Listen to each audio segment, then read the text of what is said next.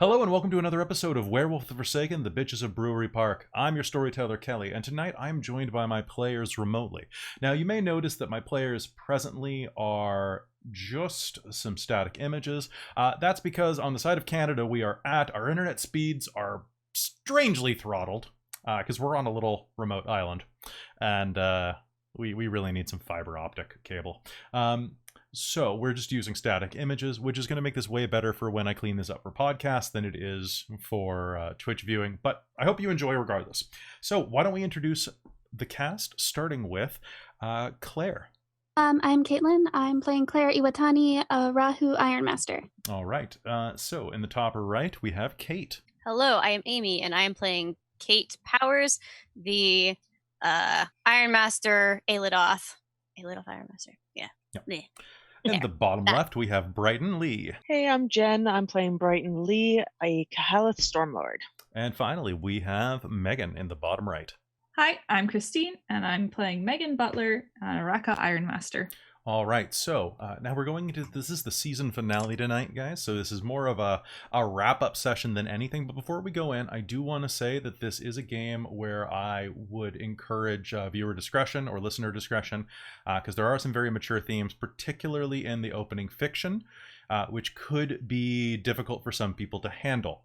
I usually start these stories off by reading a little piece of fiction that informs the background of the world, and today is no exception. It's basically just skip the fiction if you're of a sensitive nature, particularly anything involving animals. And with that, does anybody have any questions about last time before we begin? I don't think so. No. I guess are we starting where we left off? We're going to be starting pretty soon after that. I took a quick poll of you guys earlier today, and I was like, do you want to go straight to the meeting with the rest of the werewolves, or do you want to start immediately? And you all said, let's figure out what's going on with our guts being inside of ourselves. Yeah, I like it. I like it. Just Mine are fine. going with our gut. I need to do more gut patching, so... You need to do some more gut patching. Yeah. And I've done tons of research to see if there's ways to mitigate silver damage, and the answer is no. I get wrecked. Why it's a critical flaw for werewolves. All right. The answer is no, fun. and also fuck you. Yes. It's true. All right. So with that in mind, welcome to Werewolf the Forsaken, the Bitches of Brewery Park, episode 8. And Christine, I know how you deal with this, so this is your warning right now. I've already turned my volume way down, and I'm about to change my headphone settings, so hopefully I block out most of the sound, so I can tell when you're done. And I might just focus on checking mod view and stuff like that for a few minutes. Christine, for those of you who are tuning me out for the next minute, when I pass my hand in front of the camera, you are safe to listen again. Okay. Sounds good. Thank you. This story is true. There was once a dog named Reese.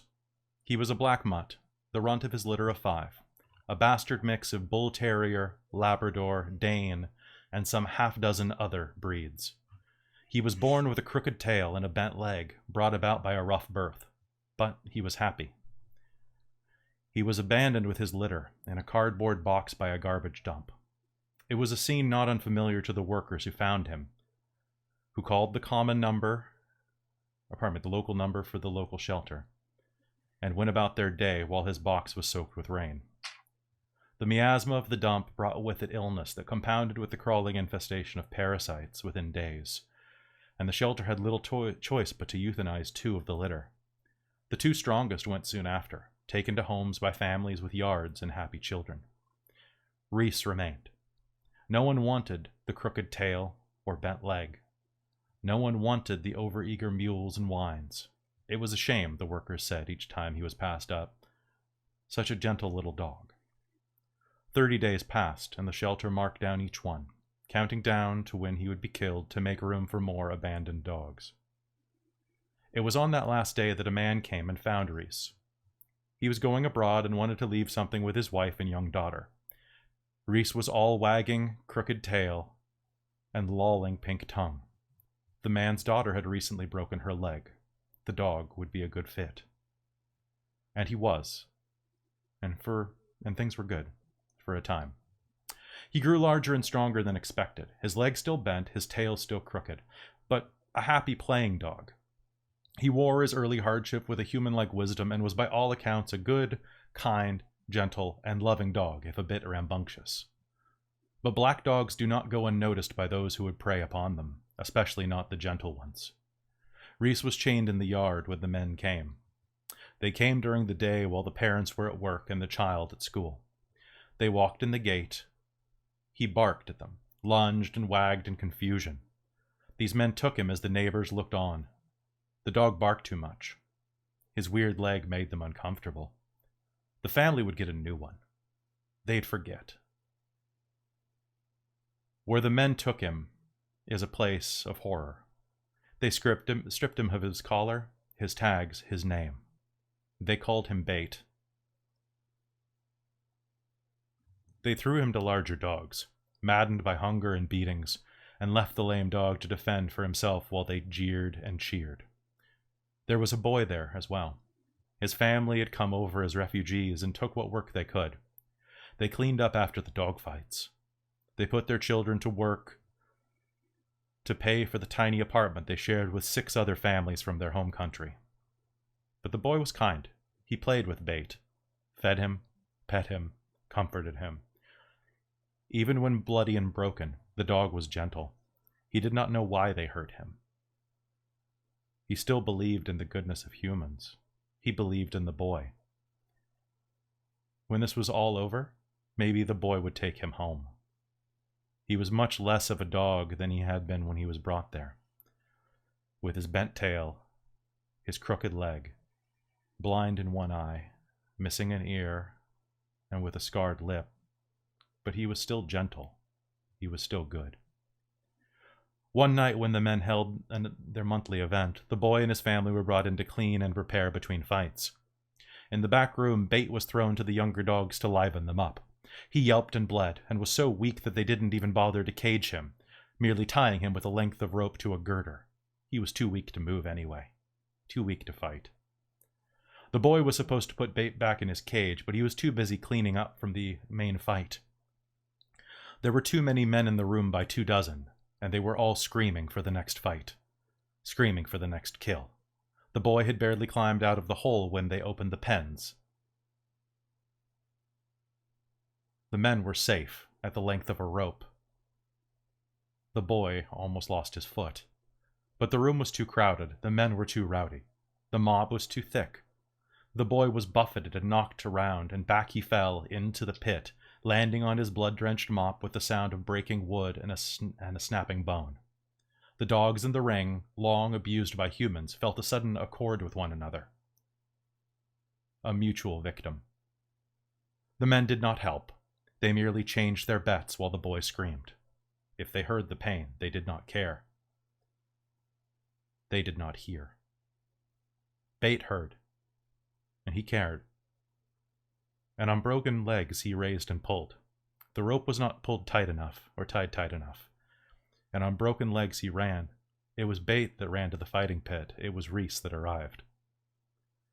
The story diverges in detail. Some versions say that the black dog fought and killed the other dogs. Some versions say that the fighting dogs tore him apart. The stories agree, though, on the fact that the black dog with the bent tail and the twisted leg stood over the boy until his last breath. Stories have a way of spreading, and the story of the black dog passed among many of the men who had been there, and those who had come for the first time awoke the next day feeling the sickness and vileness of the place, and never returned. There was a woman who heard the story, named Val Sparks the Iron. She was not human, but Reese would have liked her. She knew the value and power of such a death. She knew the power of loyalty. She crossed into the world of the spirits and visited the site of the fight. Even days later, the air was awash with the spirits of violence, greed, blood, and death. But in the corner of the pit was a small pocket of shadow, with a little mote of spiritual essence, an inky black speck that could barely be considered to be shaped like a dog. It was the only mote like it, and she assumed it had either merged with its brethren, or that they had all fallen to the negative spirits around them. She scooped up the mote and spoke to it in the first tongue of the worlds. Hello, little one. I'm raising a family. But they are going to need a protector, a guardian, a friend, a totem. Would you like to come with me? The mote shivered and mewled an affirmative, with such gusto that she laughed. You sound eager. We'll need to get you something to eat to make you strong, she said, smiling, running a finger down the mote's length. I'll call you Urbatu, our black dog. This story is also true. When they collapsed inside of their den, the Bitches of Brewery Park were covered in blood and grime, the scent of death. And their totem, Ubatu, was already there. It had followed them home, baying from the twilight realm between the worlds, shattering streetlights and blinding cameras. It had pulled together packs of feral dogs to chase urban deer into traffic, to distract drivers from the car full of bleeding women. As the pack burst into the den, it had already been inside, scenting to make sure that there was no intruder, inside or out. It was still furious from the markings the other pack had placed upon the den some days before, and was ready to harm or kill, if needed, any trespassers that threatened its family. As the pack laid Claire down on the sofa, her blood seeped into the cushions, soaking them so deeply that they squelched when she breathed. The sweet red scent of her wound filled the room, and the strange, veined burns of silver squirmed in the light with every breath. Her wound was alive and angry, and with a great gentleness, Ubatu licked her face in comfort, unsure of what else to do for its pack. And that is where we're going to begin the story here tonight. Just give me 1 second.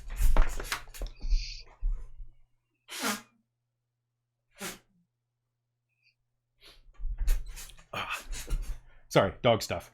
I had to take care of a thing. All right. It's late by the time you get back. The inside of your den is cold here in late February.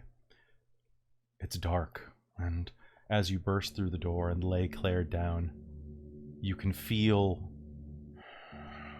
pain burning through you, Kate, you, Megan, and you, Claire. I believe, Megan, you were hit by silver as well? Or was it just, it was just Claire and Kate, wasn't it? Yeah, I don't think it was me because I was still holding off. And, Kate, where were you hit? I think you said it was, if it had been any further over, it would have, like, hit her heart. So, like, upper right, like, arm, chest area, I think. I'm kind of imagining, like, pectorals and, like, down the side, kind of. That sounds about right. So as you... Well, not that sound. I'm looking for... Just going to put... Basically, it'll ruin her bikini body a little bit. That's true. As the two of you, Megan and Brighton, help the others in, the room is cold and damp from the rain outside. You lay Claire down, and within seconds, the couch's upholstery is a memory. It's so wet here from her blood that whatever she breathes, it sounds like the squeezing of a sponge.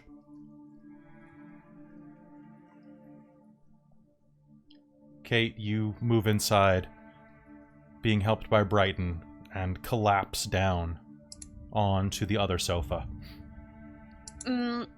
At what point do we puke up what we consumed earlier? I would like you to make me a... all of you make me a stamina plus resolve roll. Okay. If I don't know where any of my pack members are, I think I have a penalty to that. You know where most of them are, at least, but... You have no idea where Ross is, though.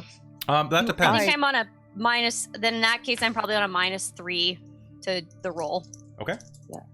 But that's okay. I still have 2 dice. Oh wait, he did disappear, didn't he? I Okay, thought I someone was gonna get him one. out. So Brighton, did you just send him away? No, I was trying to go after him to make sure he was okay. Because he was running and I ran after him. I left the entire pack. That's true. Yeah. Is this role about withstanding the biologically strange? Yes. Then I don't need to make a roll. I have tolerance for biology. Okay, so you do not vomit. Yeah. If you ate any part of Mark, it is simply in you. As for the rest of you, Kate and Claire, your essence pools should be full. So you, Claire, will feel your stomach will roil, and you'll retch a little bit. And as you do, you will feel something hard come up in your mouth. Do you spit it out, fish it out with a finger? Probably just spit it onto the floor. Just turn her head and spit it. It clatters onto the ground. It's a wedding band. Nice. Still attached to a small length of bone, that's still sizzling slightly, being eaten away by your incredibly powerful stomach acid. And Kate, what did you get?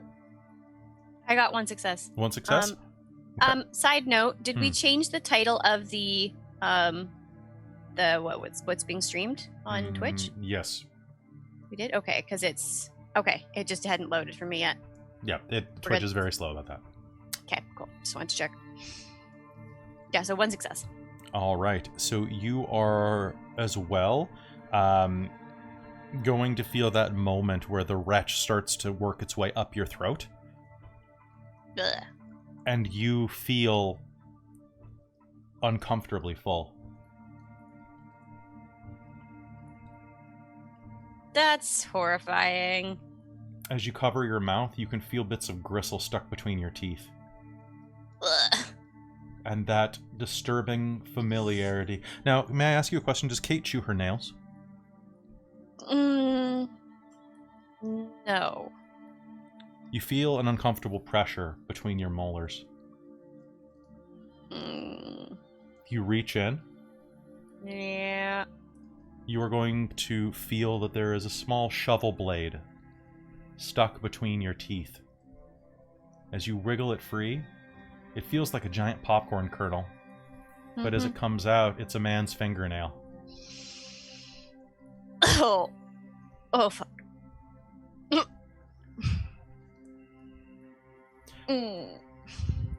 Before this, when you were still raging inside of the construction site, with the sirens coming in the distance, Brighton, you chased after Ross. You caught him as he hunkered down on the other side of his car from where he parked, bleeding from the wound on his chest. As you ran around the bumper of the car, he drew his gun and pointed it at you. Whoa, whoa, whoa. Hands up. It's okay. It's just me. Everything's okay. Breathe. You could have killed me. No. You could.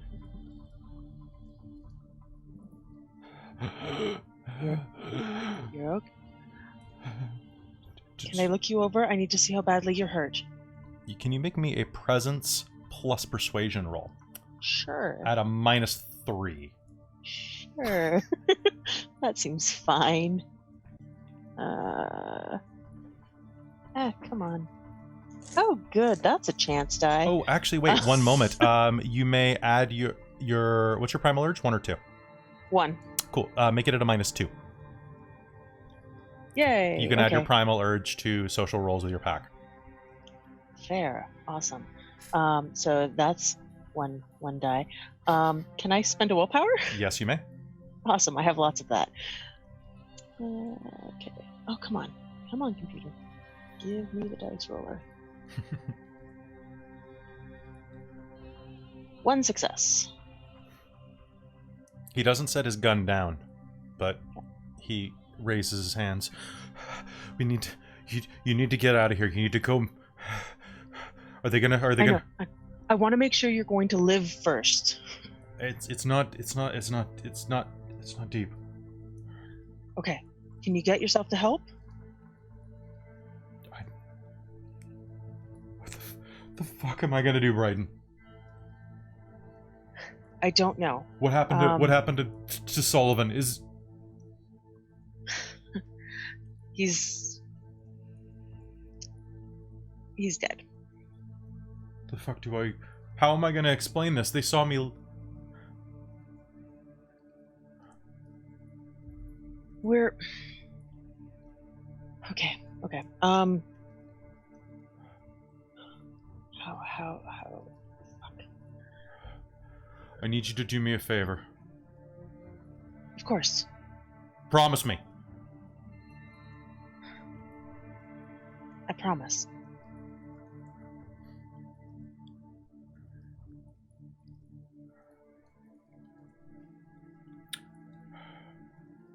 Okay. He walks around to the side door of his car, grabs his wound, fingers it for a moment with a grunt, and grabs the handle. He holds the gun back and aims it over your head. Bite my leg. Bite and pull. Pull me away from the car. Gotta make this look good. Come on. Oh, okay. Come on. And I will... Yeah, I will do as he asks. All right, shape-shifting into Urshel or Urhan? Or Dalu, I guess. I'm gonna go... Urhan's probably the best to look the most realistic. Yeah. I'm going with Urhan, because then it's like... Wild Question. dog something. All right. Yeah. Will this be in addition to the fall into the same lunacy role as before? Much lighter one. Okay. He looks away from you, and as you bite, he fires the gun twice, about a foot over your head. Yeah.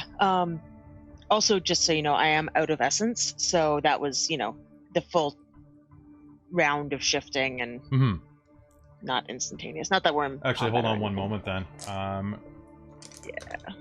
He stands facing away. Oh, okay. There's that willpower.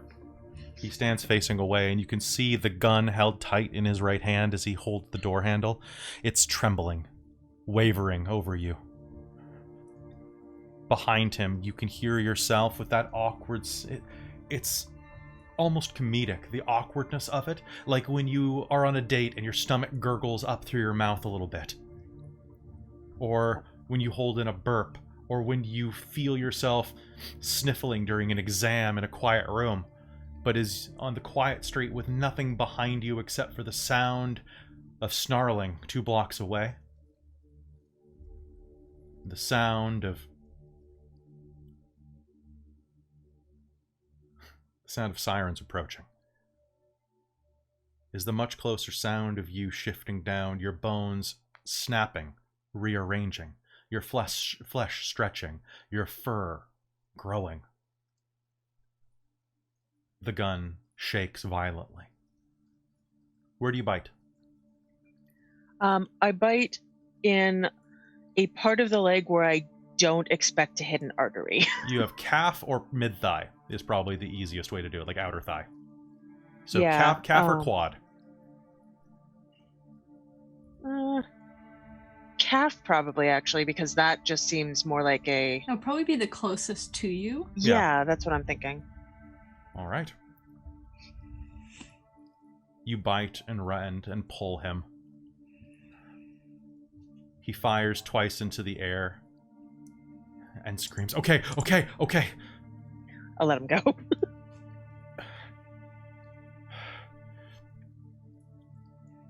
Get out of here. Go check on the rest of them, okay? I'll stay in wolf form, but I'll nod and I'll take off. You hear the sound of glass shattering as he bashes in the window of the cruiser. He wasn't brought here with keys.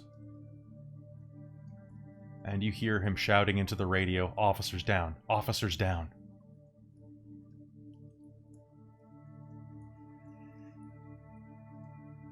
You gather your pack from where they arise, standing over the torn clothes and bits of flesh and faces of the dead men and women. Megan limps over from the storm drain, meets up with you, and you hurry back to your car, carrying Kate and Claire. 30 minutes later in your den, what do the two of you do while Kate and Claire lay on the couches, slowly soaking them through with blood?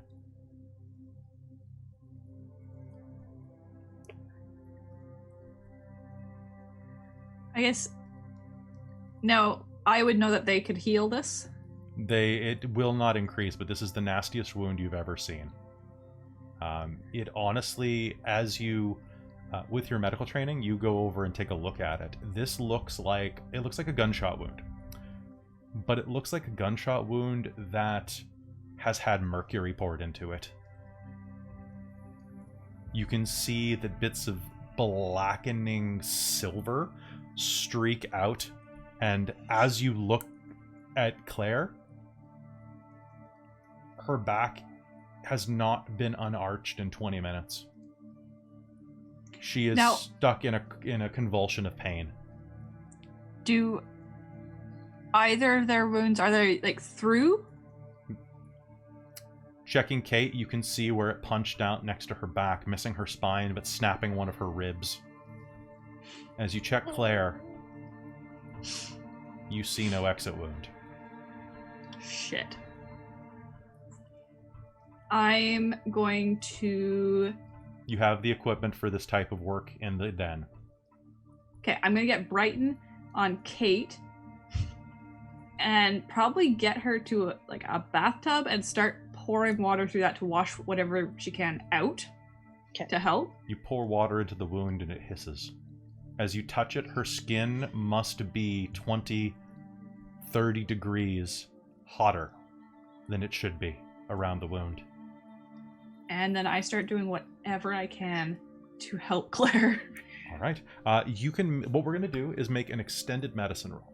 So you will have equipment for this. What is your medicine score? 3, and it's a 9 again skill. Okay.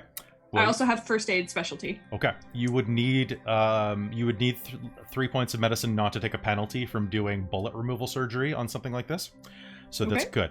What we're going to need is there are going to be 2 different rolls here. One is going to be, dexterity plus medicine. Mm-hmm. And you can do this with a +2 because of your equipment. However, before you roll, I need Claire. I need you to make me a resolve and stamina roll. Okay. Penalized by your wound penalties. Now, how many health boxes do you have left? 2. 2? And I believe that Ubatu gives you the first -1 for free.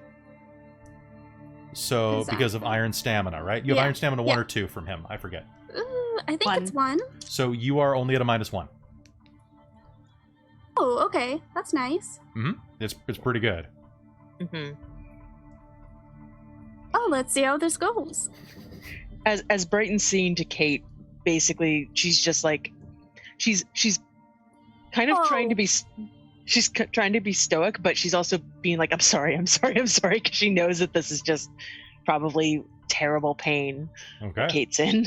I got 3. You got 3. All right. So Megan, you can go ahead and make this roll without penalty. Each roll is going to consist of 5 minutes of surgery. Okay. And you are going to need, from where this is, probably 10 successes.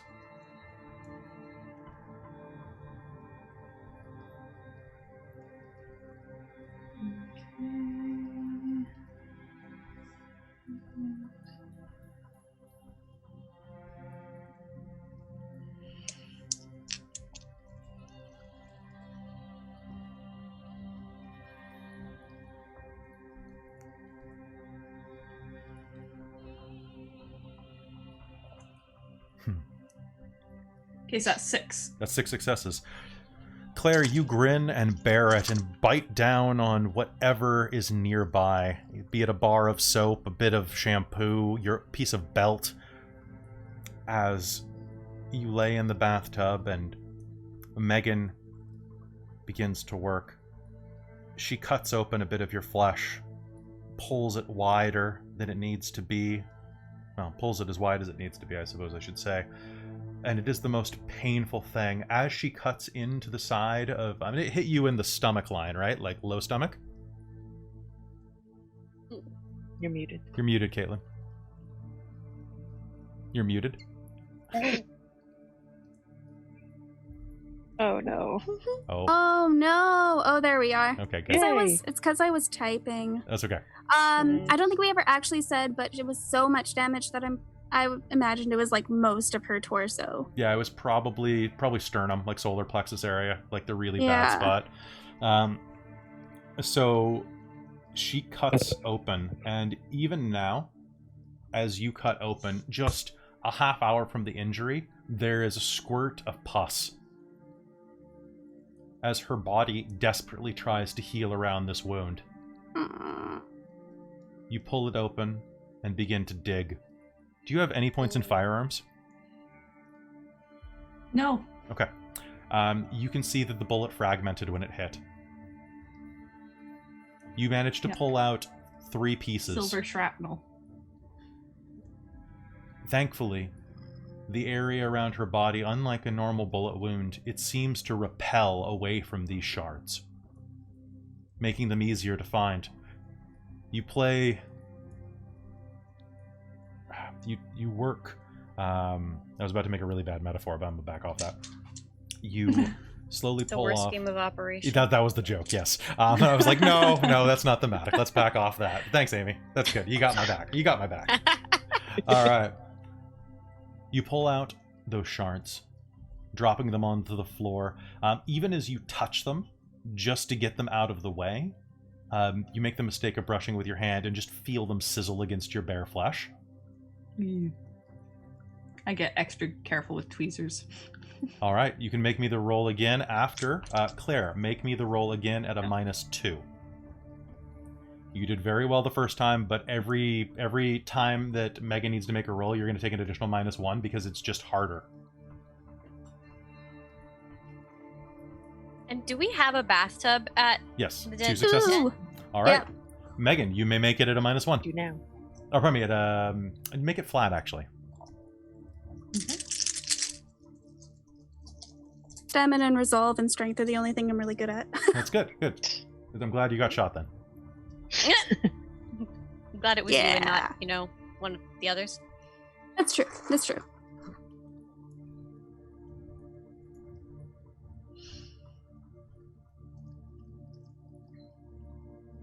Well, and you also should be very glad that this is something I'm really good at. Yeah, Kate has 1 point in medicine. That's 8. 8 successes? Yes! I've got 9 again on this. Okay. And I've got a shit ton of dice. Okay, I'm going to give you all a pack beat for that. Yay! Yeah! Alright, so I'm going to mark that down. Alright, with incredibly deft hands, you work the wound. You manage to pull out 2 more pieces of shrapnel, dropping them onto the floor. And then begin the slow process of staunching the bleeding and doing what you can to stitch the wound closed. With that many successes, I'm going to say that you managed to do so in very good time. Enough that Claire, given her preternatural stamina and ability to suffer through wounds, will be able to do just very slow, labored movements. So long as she doesn't get up and down by herself, I'm not going to give her any penalties for general actions, aside from the -1 for her health levels. But just basically consider that you treat yourself like a human that's suffered a bad fall. Can do. All right. Or has had a cesarean or something? Not even... Honestly, her body's handling it better than you could have expected. Back in the main room, Brighton, you take a look at Kate's wound, and you can see that it's punched directly through, leaving a still, veiny, blackened, blistered hole. It's actually lucky. This is further out to the side than it could have been. It hit here, right below the armpit.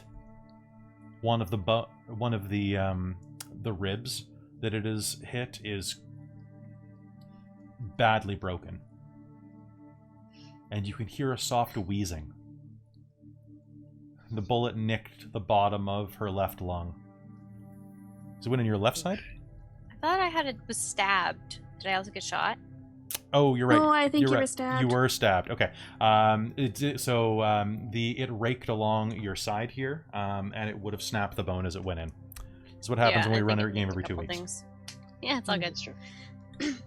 Now, as the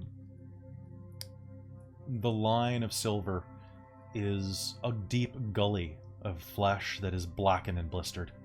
And do you have any medicine, Brighton? No. Okay. This looks like it is rough, and you've seen this in movies that as Kate breathes, you're going to see the blood in that gully bubble a little. And hear a soft whistle coming from the wound. Oh, good. I have to not use my real life first aid training. Right.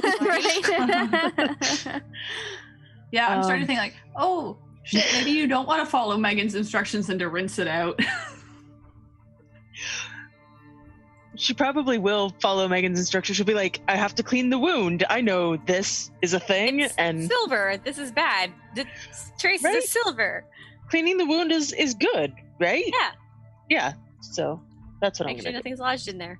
I'm not going to like run water into it because I'm concerned about like water getting like right into her, but I might run it along the wound and try and rinse away stuff. Okay.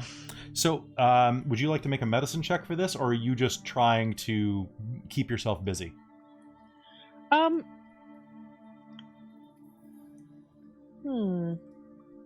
What's the roll for medicine here? This would be wits and medicine because it's quick first aid stuff. Oh, yes. And So medicine's a mental one, which would be a -3. So a chance die, you say? Yeah, sounds good. Yeah. Alternatively, you could try to give her some drugs. Do you have any on you, or are they all back at your place? They're all back at my place. I never carry it on me. I'm regretting that, but You some other options. You could try to procure something from local dealers you might know. Not even some oxy? No. Okay. Brighton's too afraid of going down that path that she won't try and take Kate down that path with her. Okay. I'm gonna do the medicine check. Okay. I am gonna spend a willpower though. All right, that only get your penalty. Which will put me at 2 dice. 2 dice. I believe in you. Yay. I believe in you. No also. successes. Oh, I don't believe in you. Okay. All right. So you put pressure on the wound. 'Cause that's Yep. all you know how to do. The pressure's not full. It's not a seal. But you do press a dishcloth up against it, a clean one, and it is quickly red. As you're standing over her, smelling her blood, a strange sensation rises up inside of your stomach. Completely bereft of essence, your body reminds you how easy it would be to get some right now. The sweet smell of a packmate beneath you. Oh boy. The sickening arousal of something taboo pulls inside of you. You quash it down immediately, but instinctively you know that would cure your hunger. Is Kate fairly coherent and conscious? A good question. I don't know. What do you think, Kate? Probably not super. She's pretty beat up. I only got 3 health boxes left. Brighton's going to try and get Kate's attention. Like, Kate, look at me. Mm-hmm. I need you to hold this here. Can you put your hands here and just hold pressure?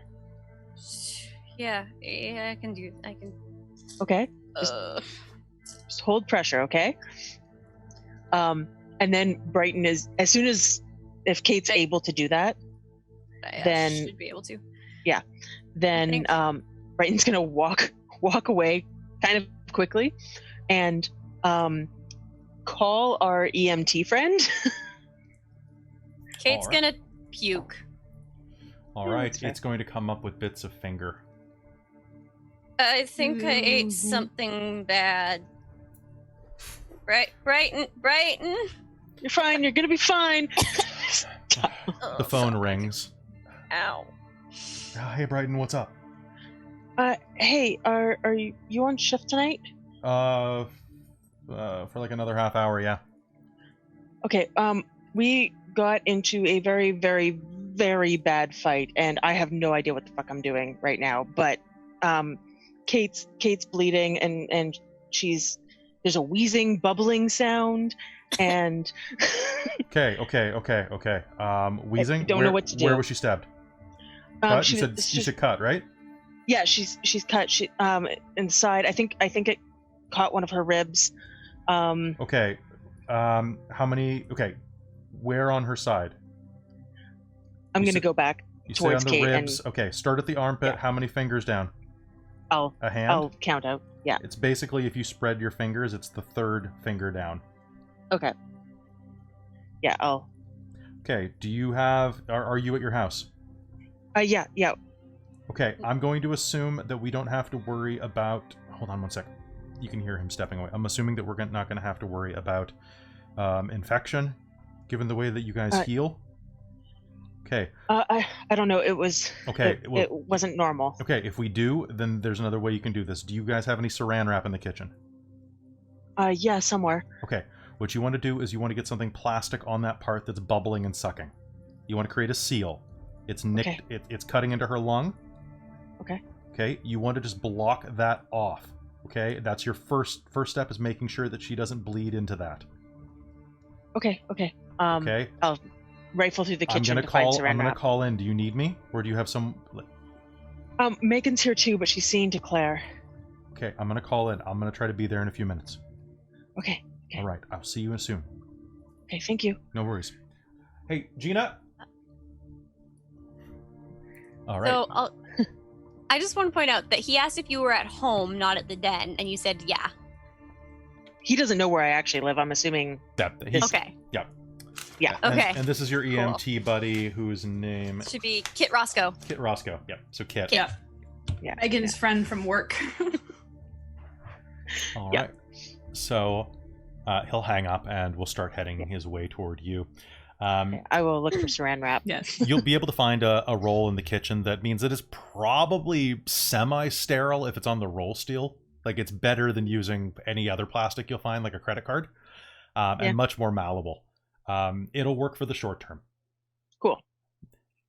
This is not a how-to guide to survive a lung wound. Anybody who's listening, this is just, if you need to plug a wound, plastic.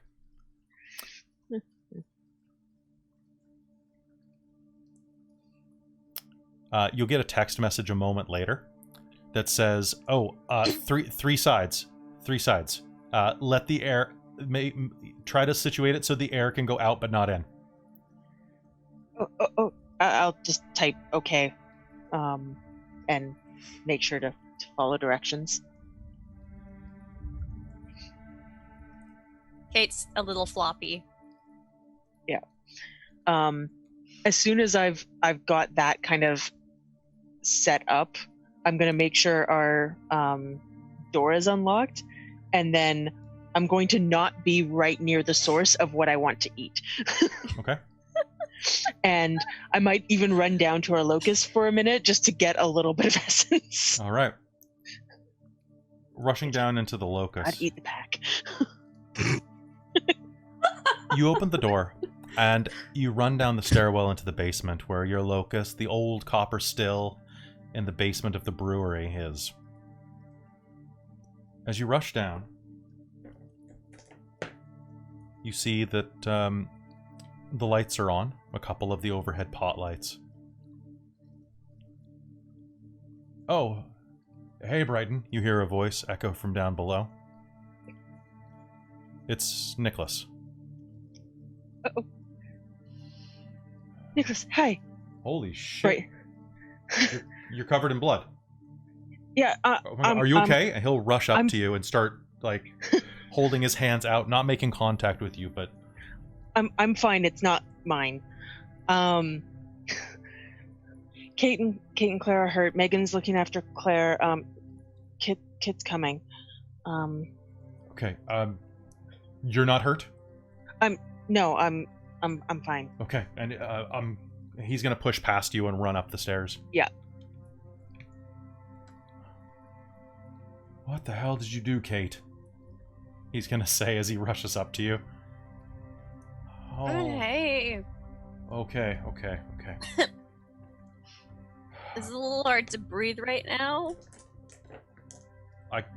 Okay, give me a sec. I could... Okay,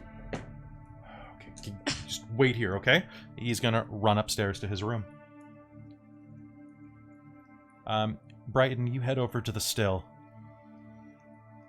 And as you do, you can see the silhouette on the other side of the locust come into focus of two black paws. You can feel the presence of your totem. Will she be all right? Yeah, I think so. Both of them? I hope so. God, I hope so. I will patrol. Thank you. Call if you need me, please. I will. He runs outside, out of your view, deep into the... Holy crap, dude. Holy... This dog only rolls 10s. Good boy. The best boy. He rolled like 6 10s on this influence roll, which is Because just... he's a 10 out of 10. Yeah, Oh my... he's the best boy. All right. The dog runs out of course. your view, touching the still. How many points of essence are you drawing from it? How many do I think I can safely draw? You have no way of knowing that, unfortunately. Okay. You Cool. did all top up before you went in, though. Yeah. I'm gonna take. I'm just gonna take 2 just to Okay. take the edge off. Okay. Coming back with your essence, you feel a little more stable, a little more full. And as you head back up, back into this area, Kate, Nick has ran upstairs. He comes back down and unzips a little box that kind of looks like a pencil case. Hey, how you doing? This looks like shit. Okay. Yeah, I feel like shit. Okay. He slides on a pair of rubber gloves. What are you doing? I'm helping. You're okay? not a doctor. Not... Okay, well, I have a doctorate, but I'm not a doctor, okay? Just trust me on this, okay? You do me a favor, okay? You're gonna feel a little prick, okay? Yeah, gonna I've heard feel- that one before. Well, I don't know what kind of guys you've dated, but... and he's... Not good ones. Sorry about Those that. are like guys. Sorry to be on that list, too, for... He's gonna just... I don't know. He's gonna... he's going to, like... reach up and poke you right next to the wound. And you are going to feel a warmness, an uncomfortable warmness, as this fluid is injected next to the wound site. As you look down, you will get... Do you have any medicine?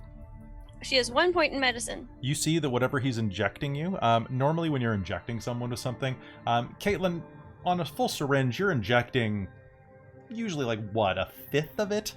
Like, it's a small amount. Yeah, it really depends. If it's a 1 ml syringe, I'd usually do 0.5, but it really depends on the dose This is and like... how the strength of the medication. This is a pretty big syringe. He looks like he's pouring a good ounce of liquid into you through a syringe. I don't usually do like local anesthetic like that. I do systemic usually. So yeah, I don't usually go that close to the wound. So would it be? I guess it wouldn't be close to the wound then, huh? Okay, you're right. You're right. It wouldn't be. So then let me take. It depends on if you're just back. numbing the area, I would think. So this is my lack of medical background coming here. So I'm gonna actually rewind this for a sec. Guess what? Most of us aren't doctors. Yeah, some of us here have first aid. I'm not one of them. I'm just a writer. I fake it. I've seen local done where they've diluted it with water so that they can put a lot in and do a lot of area without overdosing you. Kate. Okay, look me in the eyes. Okay, you're gonna feel a little prick, like I said. Turn your head. Ow. Okay. He's gonna tap on your neck a couple of times and inject it right into your neck. You are going to feel a lump in the side of your throat for a moment as everything goes suddenly heavy. So you can make me a... if you want to shrug this off, you can make me a stamina roll. He has... You have no idea what he injected you with, but out of character, just to put it out there, he has injected you with a very potent pain-killing agent, an opioid, a liquid opioid, and he's given you 4 times the human dose. What did you want me to roll for this? If you want to resist it, you can roll stamina. If you don't want to resist it, just assume that you're going to be shit at everything you try to do. I'm on a chance die, I think, because I'm on a penalty for all my rolls right now. But basically, he's just given you... I mean, what would that probably be? That would be probably... Nope, I rolled a 6. Like, what is a liquid...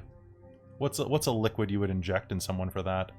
Caitlin, well, you could give them Dilaudid, you could give them, like, hydromorphone, you could give them fentanyl, you could give them Sufenta. You know, fentanyl's probably the easiest to procure. Yeah. So he's... Or Dilaudid, to be honest. Dilaudid? Are they about the same strength, or is fentanyl way stronger? No, fentanyl's way stronger. Okay, this is fentanyl then. I'm just thinking what he would have easy access to. And that he would have gotten specifically for werewolf. Yeah. He would want something that takes the edge. Oh, actually, wait, hold on. Fentanyl has only been around for the past 5 years. Yeah, but would he have only gotten it recently? Okay.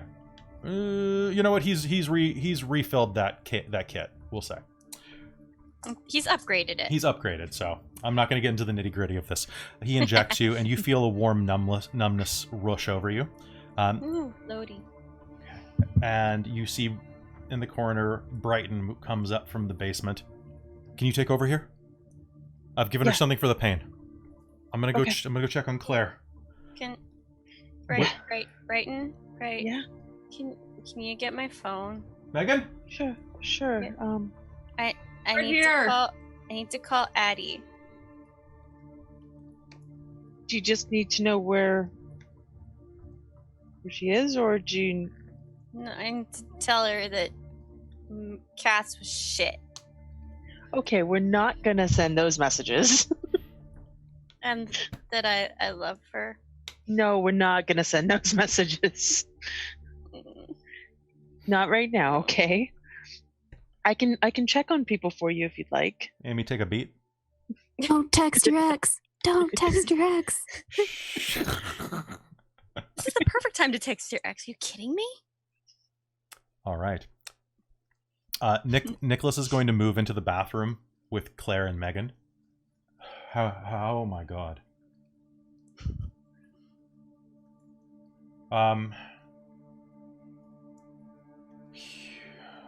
Do you think Megan she's probably passed rather out? Thoroughly covered in blood at this point. Here, he's gonna grab another syringe, top it up, and pass it to you. What is it? Fentanyl. Dosed out for you guys. All right then. She'll be fine. Well, now that I think I've gotten all the pieces of the bullet out of her, so. Okay, I'll get these out of here for you. He'll scoop them up off the ground. Thanks. And you notice that he palms them. He's wearing a glove, but just the casual way that he touches that silver seems so strange for a moment and so wrong. Yeah, that reaction was perfect, Christine. Yeah. Shudder, shoulders up around the ears. Shake it off. Go back to work. All right. He leaves the room. He gives you the syringe. You don't have to roll to inject your friend with painkillers. Okay. And at this point, I've got Claire stitched up, right? Yeah. Okay, so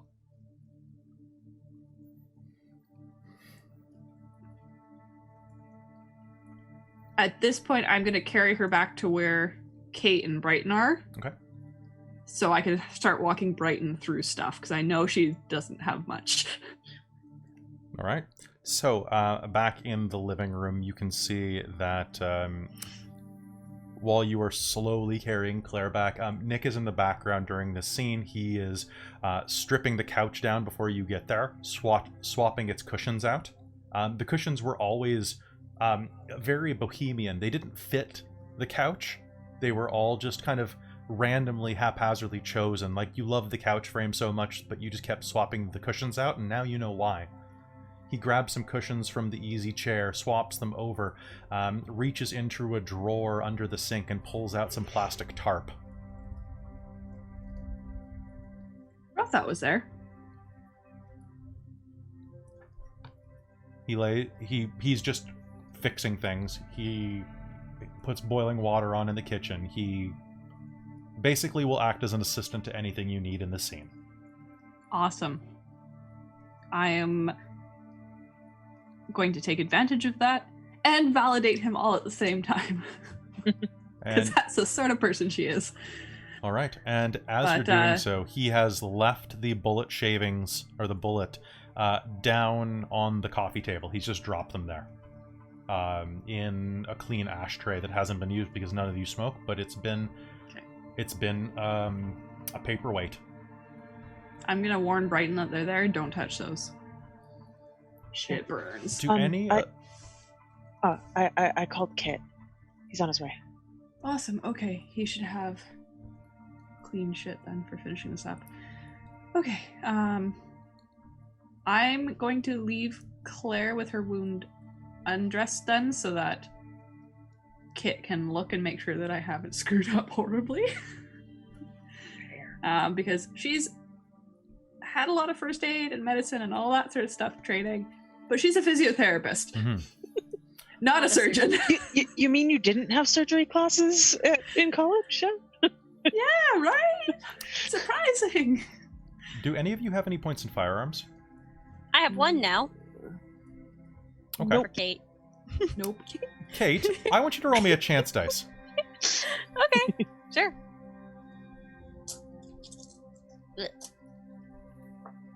It's a 3. A 3? Mm-hmm. Okay.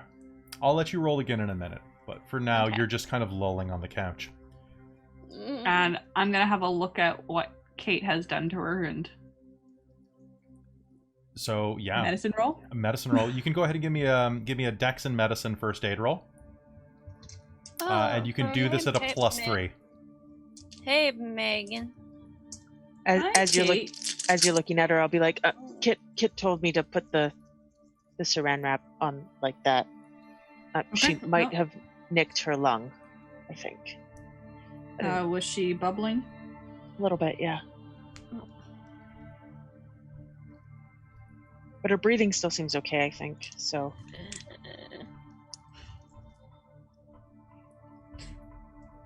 I love 9 again.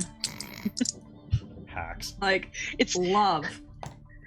It seems a little ridiculous that you have 9 again on surgery type stuff when you're a physiotherapist, but Well, this is actually I have a first aid specialty in medicine, and it's actually it's one of my Your special ones, yeah. professional training.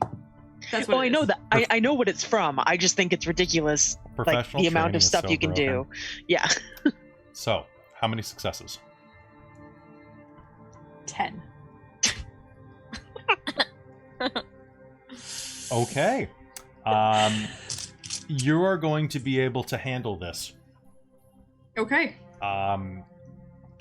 basically getting it to the point where Kit can give it the once-over at the end of it and supply the additional things that you need. I'm assuming that this type of wound has a couple of pieces of equipment it might need. For example, maybe a little bit of tubing just to make sure that it drains properly or something that you might not have in your kit. But once again, I'm not a medical professional, so I can't make these judgments. But having the EMT give it a look over would probably make you much more comfortable. Oh yeah, make my little physiotherapist heart happy. You get Kate to a place where you feel comfortable with it right as the front door opens, and a man dressed as an EMT walks in. He's about 5'10", a stocky, muscular build. His hair is clipped close to his head, but when you've met him, it was kind of dangly and a little bit in his eyes, a little floppy. He's a handsome man with a slightly bent nose from a little bit of too much roughhousing in his youth, and approaches and quickly gets to work after kicking his shoes off at the front door. Hey, Kit. Hey, how's it going here? Well, I will start doing just a info dump blah rundown of the wounds. No, you did good work here. I'm just going to take a look here. Kate, how's it going? It's been better. Hey, Claire, how you doing, girl? Is she conscious really at the moment? You're floating. Okay, you did a good job here. Let me take it from here, okay? Are you hurt? No, I'm fine. Okay. Claire had bullet bits in her. Pretty sure they were all silver, and that's why it was made such a mess. I think I've gotten them all out. I don't know bullets. Does anybody else here know bullets? No. Kate, you can roll me a dice one more time. I'll yell over to Nick. Like, do you know bullets? I rolled a 10 and then a 6. Perfect. You got a success on a chance dice. You'll look down at the shards of bullet in the ashtray and think, and by the way, when you're this high, thinking is speaking, of course. That's a bullet. Oh. Weird. They did the thing with the cutting. See, you can see scratches. That sounds okay. Nick, can you translate that for us? Nick is going to go over and push some of the pieces of bullet together. And where you see the bullet split into I believe it was 6 pieces is what I said. But most of the fragmentation was on an XY axis. It was a rifle round that looks like someone had taken the time to notch. Oh. I thought that made it just spread so it would make a bigger hole. Yep, and if it's a rifle round, it's higher powered, and once it hits the body, it explodes inside, so the shrapnel spreads. Okay. It's not effective at all against an armored target, but against something fleshy or vulnerable to silver. Okay. I just heard about the notching to make it mushroom, so it'd make a big hole instead of a small hole. And that's what looks like happened to Claire. Aha. The wound was about this big on the outside. Okay. On the inside, it was about this big, and it almost got her heart. Christine knows that. Yeah. Megan does not. Christine reads too much. Someone had enough prep, Nicholas says, to prep silver bullets and...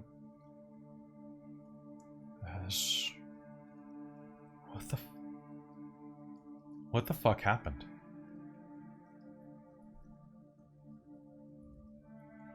It was 100% a trap, designed specifically for us.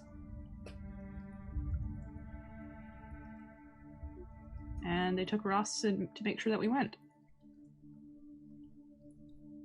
Yeah, he got away clean, by the way. Good. Or That's as good. clean as we could make it. Is Terrified out of his wits, I'm assuming. Scared? Is he okay? Yeah, he was mostly he was terrified, but also scared because I guess people knew he was with Sullivan. Fuck So we made it Wanna look kill like him. he had been attacked by a wolf. What? It might have bitten his leg. What? He told me to. Wow. He made me promise.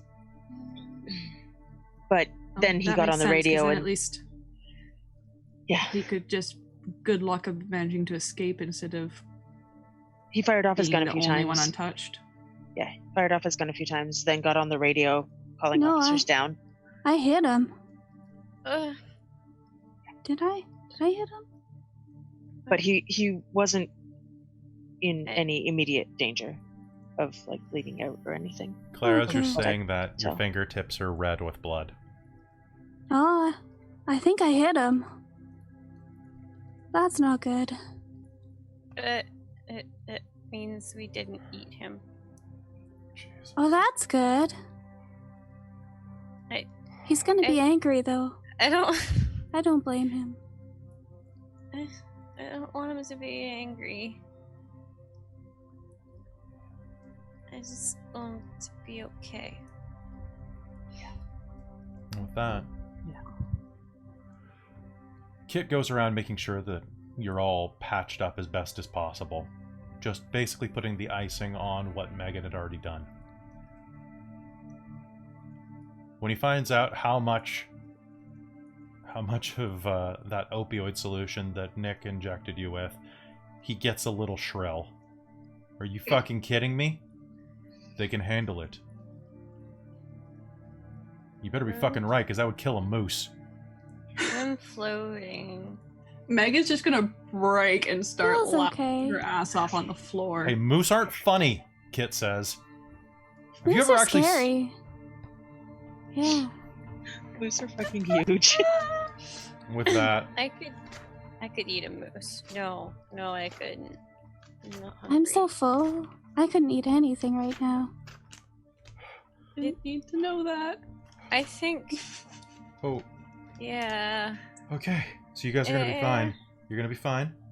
Can I ask you a Megan's question? gonna get back up from the giggle fit and go to both Nick and Kit and be like, if you are ever near us and we get hit with silver, you run the fuck away.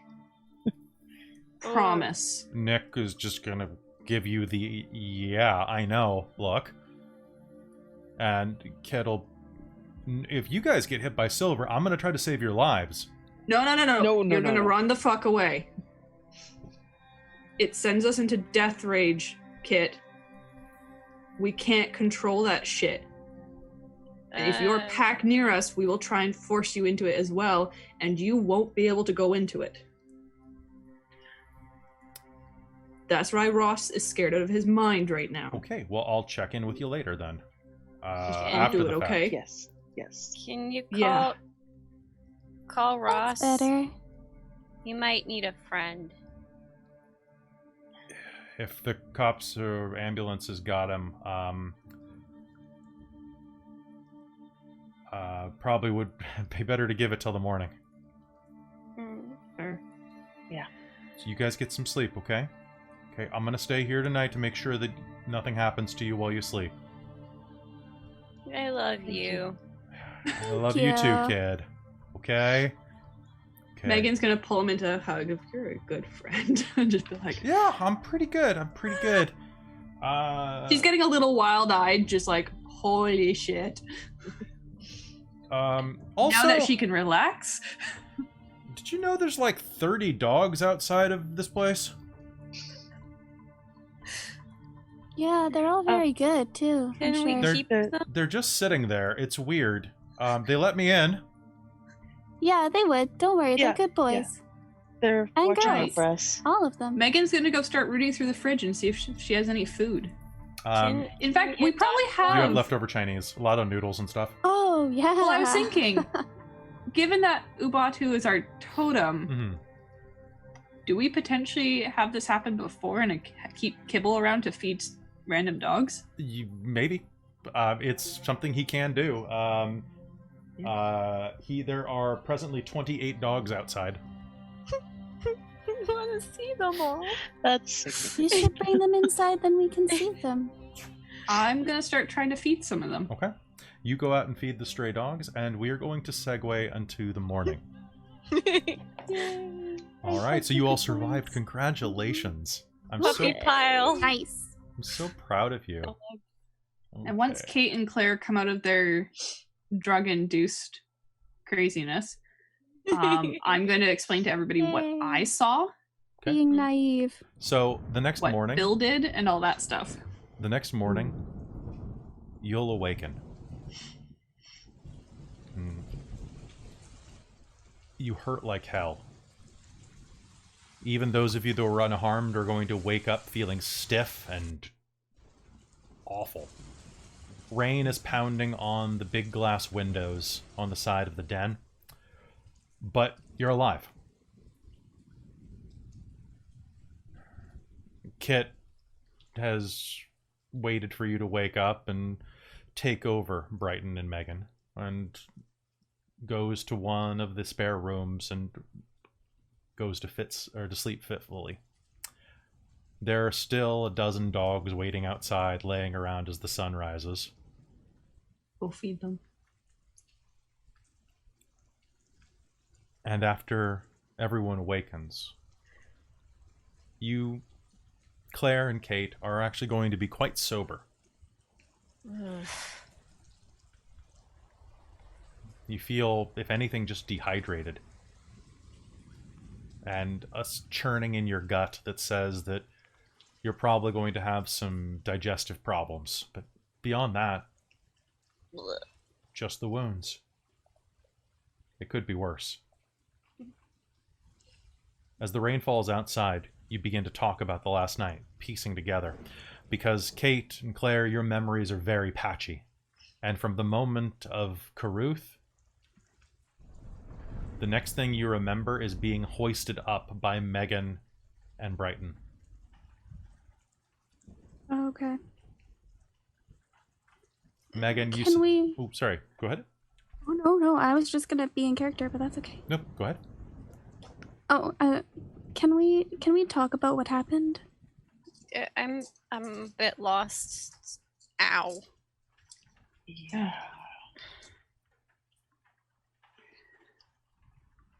Are you sure you want to? Is Yeah, I think it's best to know for sure what happened. Okay. Well, I think Brighton, you can probably tell the first part because I was behind you all. Yeah.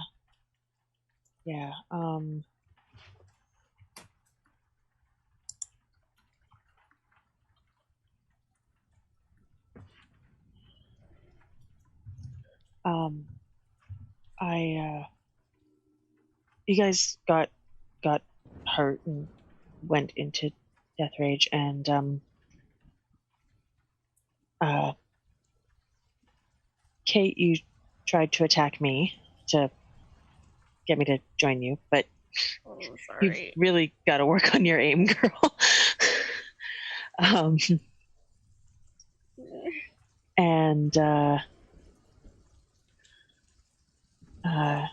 Claire, you were going after Ross, but I think you had a moment of clarity, and you ripped the rebar from the wall, which freed him, so that he could make a run for it. Then there was it all went so fast.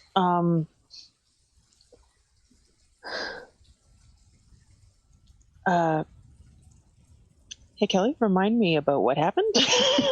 Okay, so you had it pretty good there. Where does it get fuzzy for you? I know that Ross, Sullivan, and I all ended up jumping out the window, but I can't remember exactly how that happened. Ross jumped / was thrown out of the second floor of the condo by Claire. Right. And Mark jumped, and you jumped down on him in Garu form and tore him apart while he screamed at you. Yeah. Yeah, so I'll get that part out and just kind of sheepishly be like, and I tore him apart. Whoa. So he's dead. He's very, very dead. And then Ross started running, so I shifted and took after him to make sure that he was okay. I wanted to make sure he was okay. I don't know what happened with you guys up there after that. Okay. Well, thanks. Yeah. Well, it's good to know he's okay. Brighton, did you take the knife with you? Yeah, I believe I did. Okay. Are you having this conversation with just the four of you, or is Nicholas there as well? I'd be totally fine with him being there because he might know something. Okay. Yeah. Yeah, I might have some insight. Okay. So I'm assuming that you don't have it out then. Yeah.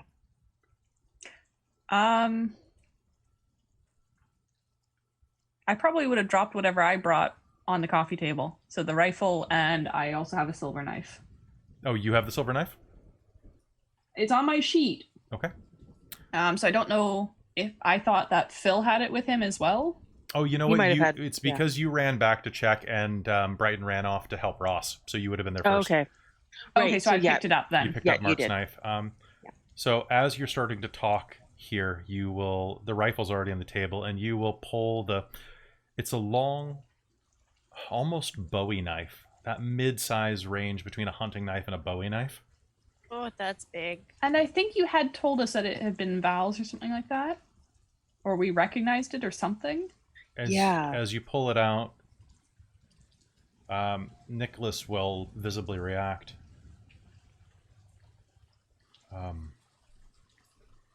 Where did you get that? Is that... Mark had it. That's what gave Kate her wound. It hurts like a bitch. Yeah, it's a big knife, eh? It's Val's. Mark's a fucking asshole. He's a dead one. Why did he I have bring Val's him back knife? to kill him again. There was some They knew each other connection. somehow, it seems. Yeah. I don't know. Nothing makes Well, sense with those. We figured out last time Nick found the photo, I think. Mhm. Didn't he? And it was Kate's cousin. Yeah, he's... Yeah. Wouldn't have wanted him wonder as if their Val cousin had- anyway. Been planning on bringing him in and hadn't told us yet.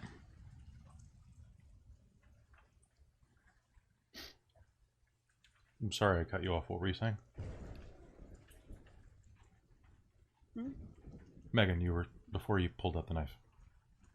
Oh, You were saying what had happened?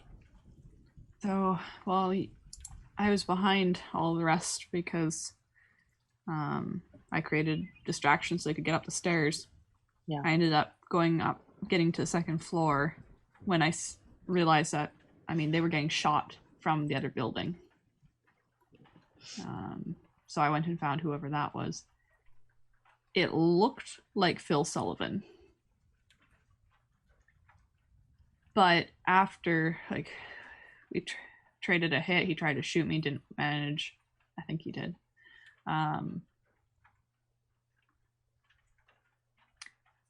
Then the freaky shit happened. He legit tore his skin off, and there was this girl who kind of looked like Val and went Garu. What? Sorry, back up to tore off its skin. What? No, legit just grabbed and ripped. Yeah, because you tore off the face with your claws. Yeah, I Was it bloody? well, I started it because I slashed him across the face, but there was somebody else underneath his skin. So was it like bloody? Was it flayed, or was it like peeling off like glue that stuck to your skin? Like what? Like skin off a No. robot or something. There's a moon gift like that. Oh. Isn't there? Yes, there is. Where you can wear somebody else's skin. Fucked The up. girl, she looked like Val. Could it be 2 layers of skin suits? Yeah, it's got to be. Well, I don't look kind of. She wasn't Val, but she looked like her. Maybe related? But then, I think I must have done fairly good because decided to cut and run. And I chased, and they went down the fucking storm drain, through the slats. That's not possible. They went whole. They were just you know how cats can squeeze through the weirdest angles? It was like that, but more extreme. What? I don't even know how to react to this. You didn't have full-size bones? Garu went through a little tiny slat in a storm drain. You sure you didn't hit your head? Very sure. I'm not the one who went in death rage. I mean, fair, but then I didn't see anything. I'm not seeing things. But It was probably a gift of some sort if they were Garu. I've never heard of one that does that. Yeah, me neither, but... Claire, do you think that you're going to be up for the meeting tonight? I think I can go as long as I don't... That's tonight. I don't have to run. Oh, do you think I could get a wheelchair? I could go in a wheelchair. I could definitely go in a wheelchair. I probably can do that, yeah. Do you think it would make us look weak, or would it garner sympathy? Because I think we've caused a cross-border incident with the side of the... Yeah. Oh. Well, fuck those guys. Screw those guys. I can go get you a wheelchair. Nice. Thanks. Well, considering it was other werewolves started it, not part of a pack as far as I can tell. I didn't recognize them as part of one. We did ask Mark to go was an after our unknown one. packmate, We did. Yeah. It was self-defense, really. and then we got shot with silver. Clearly. And maybe if it True. gets really bad, we can distract with what crazy shit this other one did. It does. I've never heard of it. I mean, With who knows? our I've luck. been around long, but maybe the others will also see it as really bizarre. With our luck, they'll be like, oh, it's a totally normal thing. Look at these new baby wolves. How would they not know this thing? Har har. Yeah, do we want to bring it up to them? Do we have to thi- bring it up to them? I think Mm-mm. That was the If- freakiest shit I've ever seen. I'm bringing it up to more experienced werewolves. I think if Maybe not all of them. anything is brought up about reactions to what happened, so if if it's mentioned that cops were attacked or anything like that, we can maybe blame stuff on Sullivan. Just be Yeah. like, Also, he was the asshole that we're pretty sure killed our alpha, so of course we killed him. Yeah. His fault that he brought other 2 innocent cops into it. He went after Pac. I just mostly mean We if revenged our pack. if they bring up any specifics that we don't necessarily want to associate with us. I don't know what all happened after I left. Mm. And if you guys can't remember, if there's anything that you did that we don't want to associate with, just blame it on Sullivan. I think me and Claire Yeah. might have eaten the cops. Oh, is that Yes. why I feel awful? Bit up bones. So Uh-huh. Okay. that's what I'm concerned Oh, man, with. So I'm we gonna blame go it be on sick Sullivan. again. Ugh. Oh. All Sullivan and that freaky werewolf that was Yeah. using the other Sullivan as a skin suit. Is the other Sullivan still alive? It was like a Phil morph suit. That's Like- disturbing. Halloween's a ways Who- off. That's Mighty really disturbing. Morphin Who Bill first of all, Sullivan? who would want to wear a skin suit? Second of all, who would choose Phil as the skin suit that you would wear? Because Why would you do this to yourself? Was easy Phil the to skin- I underestimate. wonder if she was Hmm. using Mark for something. I mean, I hope so, or else why? Why? Because fuck you in particular. At us, that is, the whole pack. I mean, I'm not saying that we, like, really, like, tell all the packs that hate us this sort of stuff, but at least the ones that are allied and friendly. Okay. Yeah, I'd say we have small conversations with people we know and are friendly with. Preferably try not to get into anything big. If someone gets on my case tonight, I can't promise I won't yell. That's fair. Try not to do it to a pack that hates us and wants to take us over. I'm gonna quietly fume. I can't get very riled up right now. And make me mad. But okay. Nicholas leaves to go acquire a wheelchair. Nice. And is there anything else that you want to share with each other? I mean, I think I shared all the crap that happened last time. Did I miss something I was supposed to talk about? No. Eventually, though, as you're laying around throughout the day, some of you had the forethought to call in sick to work. Oh, yes. Yeah. Oh, yes. We should Way discuss... too late in the day, Kate. We should discuss our what happened to us. What happened to us, Kate? Did we get in a car accident? Yeah, that's the I think safest. we did. I think we got in a real bad accident. Well, yeah, maybe not real bad. It was a single car pretty accident, bad. though, right? Yeah. There was a moose involved. A moose. Oh, I like it.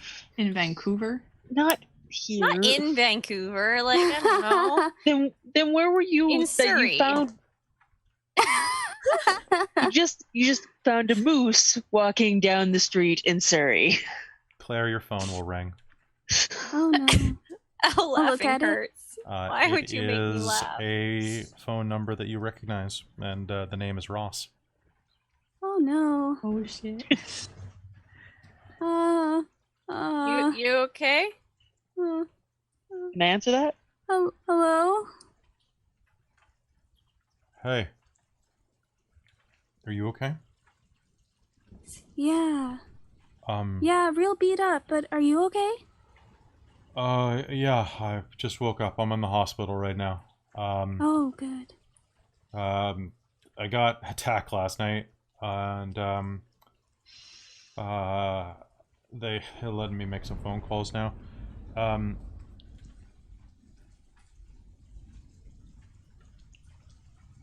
Is everybody, are you all doing okay? Yeah. Yeah, we're surprisingly alright. All of us. We're not okay. Kim's gonna go pull the phone back enough that she can... Claire's lying. Her gut is, like, messed up. It's not hanging out. I'm surviving. I mean, I spent, like, 20 minutes stitching you up. My hands were soaked. Oh, I'm glad to hear... Don't worry him. I'm glad to hear that everything's okay. I can't talk for long because I've got some people here. Are you okay? Yeah. We've all kind of butt into this conversation. Yeah, sure. We're just like, no! Speakerphone? I'm fine. I'm not supposed to talk about it too much. We were on a routine check, and then some guy started shooting. Oh, fuck. Yeah, we're still trying to figure out who the guy was, but he wasn't with us. Mm-hmm. Yeah. Mm-hmm. I'm glad you're okay. Yeah. Yeah. I don't remember I'm glad you got out of there. Yeah, it could have been worse. Yeah. Let us know if there's anything we can do for you. I'm sorry that happened. We need to add a therapist to the pack. But yeah, so anyway, I gotta go.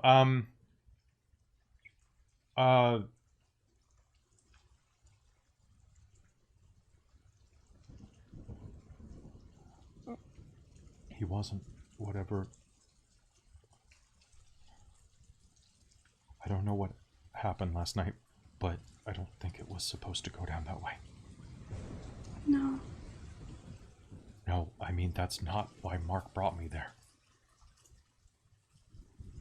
Oh. He told me a bunch of stuff I can't talk about. As soon as I get out of here, I'll tell you, okay? Okay. Okay, get better soon. Stay safe.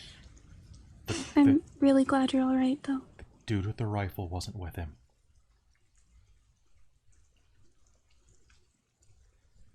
I'm sorry. What? The dude with the rifle wasn't with.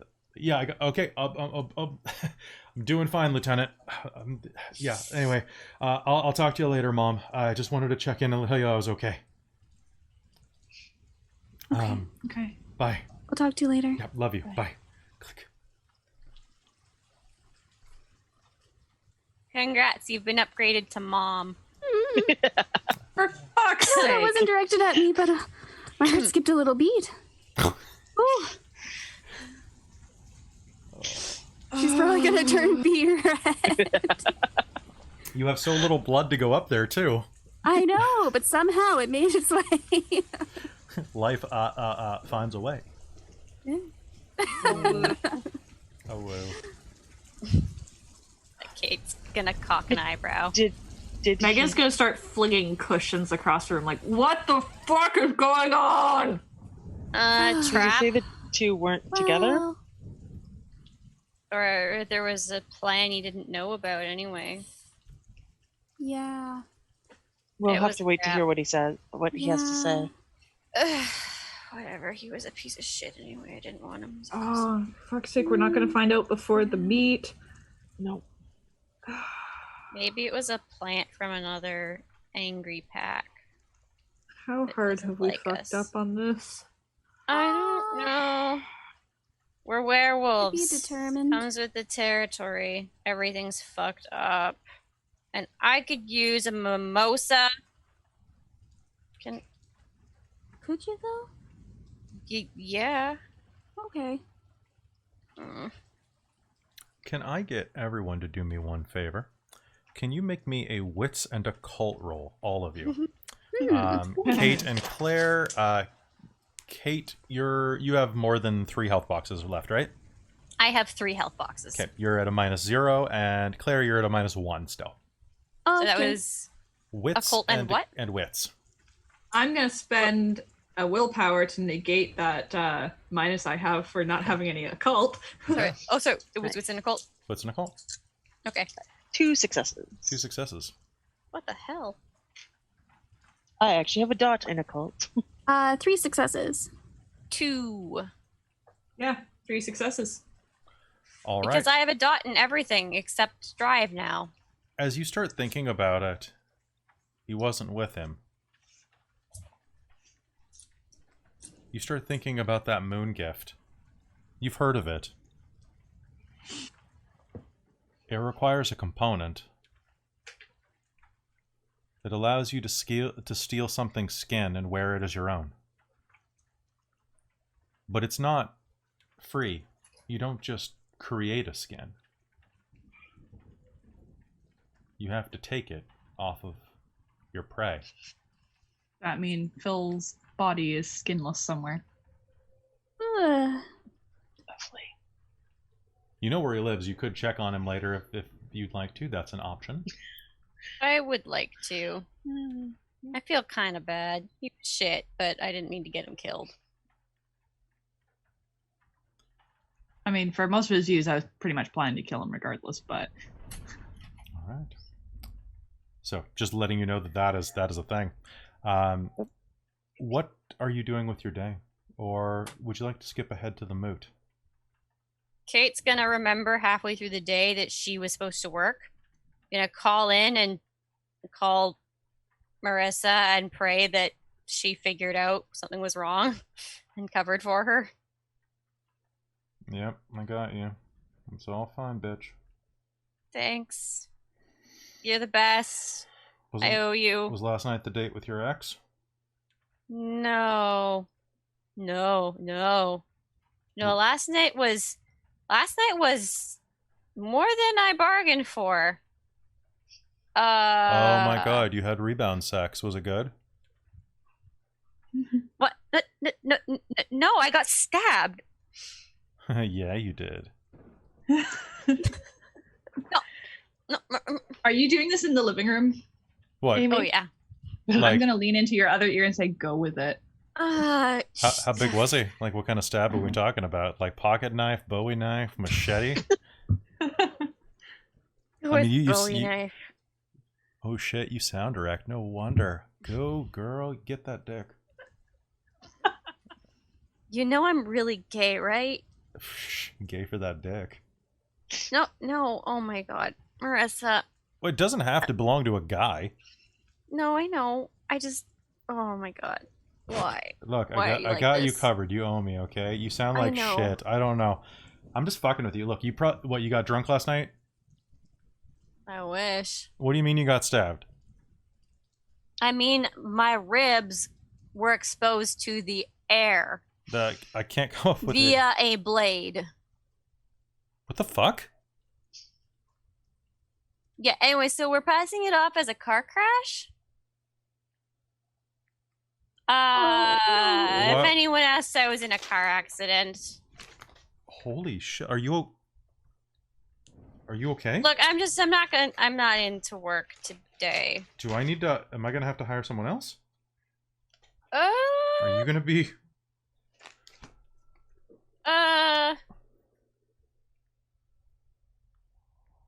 You know what? I'll get back to you on that. HR's gonna want you to send a picture. Sure. I'll show them the picture. I wouldn't, though. That's probably a violation of your civil liberties. Probably. Yeah. Fuck them. I'll send them a picture of a doctor's note. Shit. Well, I'm glad you're okay. You don't worry about it. It's really slow today anyway. It's like the slowest Friday we've had in a long time. Yeah. Well, thanks. No, that's okay. Yeah. All right, you feel better? Like, I don't know. What do you say to someone who got stabbed? Sorry about your ribs. Thanks, me too. Bikini season's gonna suck. You never wore a bikini anyway. Yeah, I did. You just never got to see it. Oh, I know. Big loss. Eh. That's fine. Onesies are in right now anyway. Just get one of those old-timey ones with the legs. Oh my god. Okay, I gotta go. Someone's coming up. But feel better, okay? Like, seriously? Feel better. Thanks. Hey, I got this, though. I'll still clock you in and out if you want. But no. I got you. Fine. Click. Yeah, well.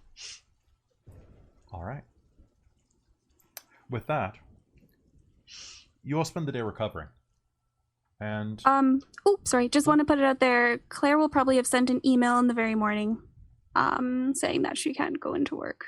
You probably woke up right away, composed a perfect email, and it's really important to her. Given your upbringing and training, it's pretty obvious what you would have done. I think that's great. I love the contrast here. Put it out there. Was this this mood has been planned for a little while, right? Mm-hmm. Mm. Brighton probably asked for the evening off because she would normally work Friday night. Yep. Now, of course, because you asked for the night off, you still will get a call around noon from your boss who tries to get you to come in and work. Yeah. Hey, I know you asked for the day off, but Shelby doesn't want to come in today, so I was thinking, maybe if you needed some more money. Oh man, I'd really like to, but I'm out of town visiting family, and I wouldn't be able to make it back. I'll be back tomorrow though. Okay, your shift starts at 1 o'clock, so... Yeah. I hear that the traffic going out of the city, going, back toward, Hope and stuff? Like, it's getting a little backed up right now, so... just plan for that, okay? I don't want you rolling in late. I won't be late. Okay. All right, thanks anyway. Click. Yeah. Famous last words. Dun, dun, dun. Anybody else doing anything else throughout the day? Basically recovering on the couch. That sounds like a fantastic way to do it. Yeah. Yeah. And Brighton's doing a lot of anxious pacing, actually. Like, kind of heads to one of the rooms for a bit, and then we'll come back into the living room, but can't quite seem to settle. Okay. Well, why don't we skip ahead a bit then? Night comes, and the meeting was set for 10 o'clock.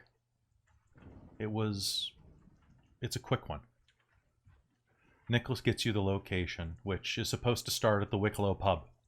Right at the very top of your territory, actually. Just outside of it. The Wicklow Pub is a pub on your side of False Creek. That territory is still split between the Robson Wall and the Crystal Lion Association. The Wicklow Pub falling staunchly into the side of the Robson. As you approach in your wheelchair from your car, folding it out of your trunk, you can see that it's got a sign out that says closed for private function. You head inside, and all of you can look up the Wicklow Pub if you'd like it. It's as well as its location is visible. It's right there next to Stamps Landing, the ferry dock there, and Charleston Park. Oh, look at that. Apparently we're fancy enough to be a private function. As you approach, the doors are locked, and someone from behind the bar will hop out and open the door for you. Sorry, are you here with the function? With Miss Moody? Yes. Yes, we are. Right. Please come on in. They lead you down to the pub, which is already in raucous swing. You can hear the sound of food and drinks being poured. And as you are down there... And I just looked it up and it is accessible. That's nice. It is accessible. Yeah, your wheelchair, the man behind the counter will hold open the door for you. And thank you. We'll quickly lock it behind you. Okay. Now, given the wheelchair, you'll be a little bit further behind than you normally would be. Just because it is a little more of a fiasco to get a wheelchair, in and out than you would have expected, probably. Plus, I don't think I've ever driven this thing before, so here we go. That's fair. How do I steer? I can only go straight. Okay, and Actually, not too bad. There we go. I remember some organization brought a bunch to the elementary school when I went there as a kid for the kids to try out. Amazing. As a kid? Well, basically, we had a day where each of us had some form of disability put on us, so we had to use crutches, we had to use wheelchairs, we had to do something to get around. And some of us had one arm bound up, some had a leg bound up, so that you actually had to try and navigate the world that way. Or anything like that. And wheelchairs were remarkably fun. Everybody wanted to use them, of course. But it was remarkable actually how good they can turn. Mm-hmm. I was very surprised actually how quickly you could get used to those suckers. As you enter, you find yourselves overwhelmed by the scent of other werewolves. The room is full of almost 30 people. The rest of the pub is completely bare, and all around you're seeing familiar faces. Now, you don't know everyone here, but you know enough of them that as you glance over, you... Oh, hey, it's... Oh, and there's... And as you walk in, you get the sense that something is definitely off here. Can I get all of you to make me a composure plus politics roll? Well, fuck. Yes. That's a decent I'm gonna roll. spend willpower again. Sure. I mean, if you got it, it's the end of the or the end of the chapter or the. That's true. season. Actually, I'm going to as well. I have so much willpower. I gotta spend it. My willpower is at full. Thank God I spent it. Oh boy. Uh-oh. I'm throwing dice on the ground. Okay, I have a point in politics, right. That's one of my auspice skills. And composure. Okay, cool. Okay. Ooh, am I on a got 3. penalty for not knowing? You're at a -1 for everything tonight, Caitlin, for wound penalties. And is Kate also? Reroll. Kate is not. You're outside of. You have how many health boxes do you have left? 3. Okay, so you are at a -0 because Ubatu gives you the first -1 for free. Okay.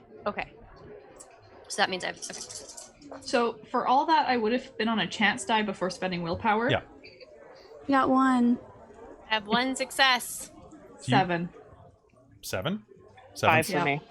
Okay, I'll give you an extra beat as a group for that. So Pack beats. Pack beats. So I had like 8 dice for it. that's so. nice. So Nice. I had 3. real quick, Claire, was that you said you got one or nat one? No. I got one success. Sorry. Okay, I was about to say, because if you remember, if you roll a 1 on a chance dice, it's a dramatic failure. So I was worried that you said nat 1, and I was like, oh god. So glancing around, you can see that they don't have a long table set up. That's not the way this is. There are tables, groups of 3 to 5 for the most part, set aside, and you'll notice that there are some familiar faces. Of the packs that are assembled here, the Robson Wall are on the good side of the room. All of you with a point of politics will immediately get that. They are in the most prominent location. Everyone can see them. That is the King's table.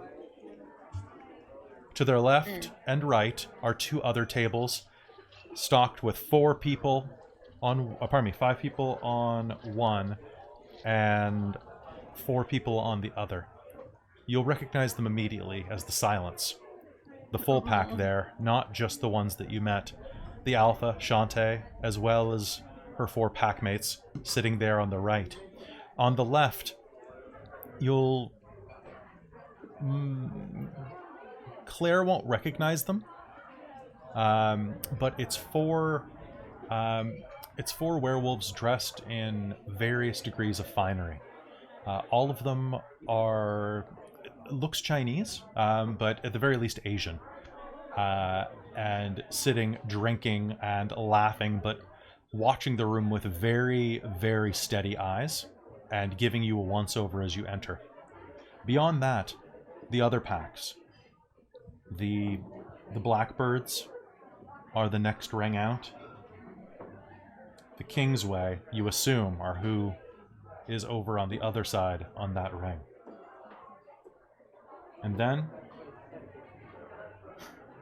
3 spots for 3 of you. The Shadow Paws, Faux Paw, and the Bitches of Brewery Park, or the Brewery Dogs. Those of you with more than 1 success will immediately recognize that these tables have been set up in terms of dominance. And you have been placed somewhere between the Omega and Beta positions of the room.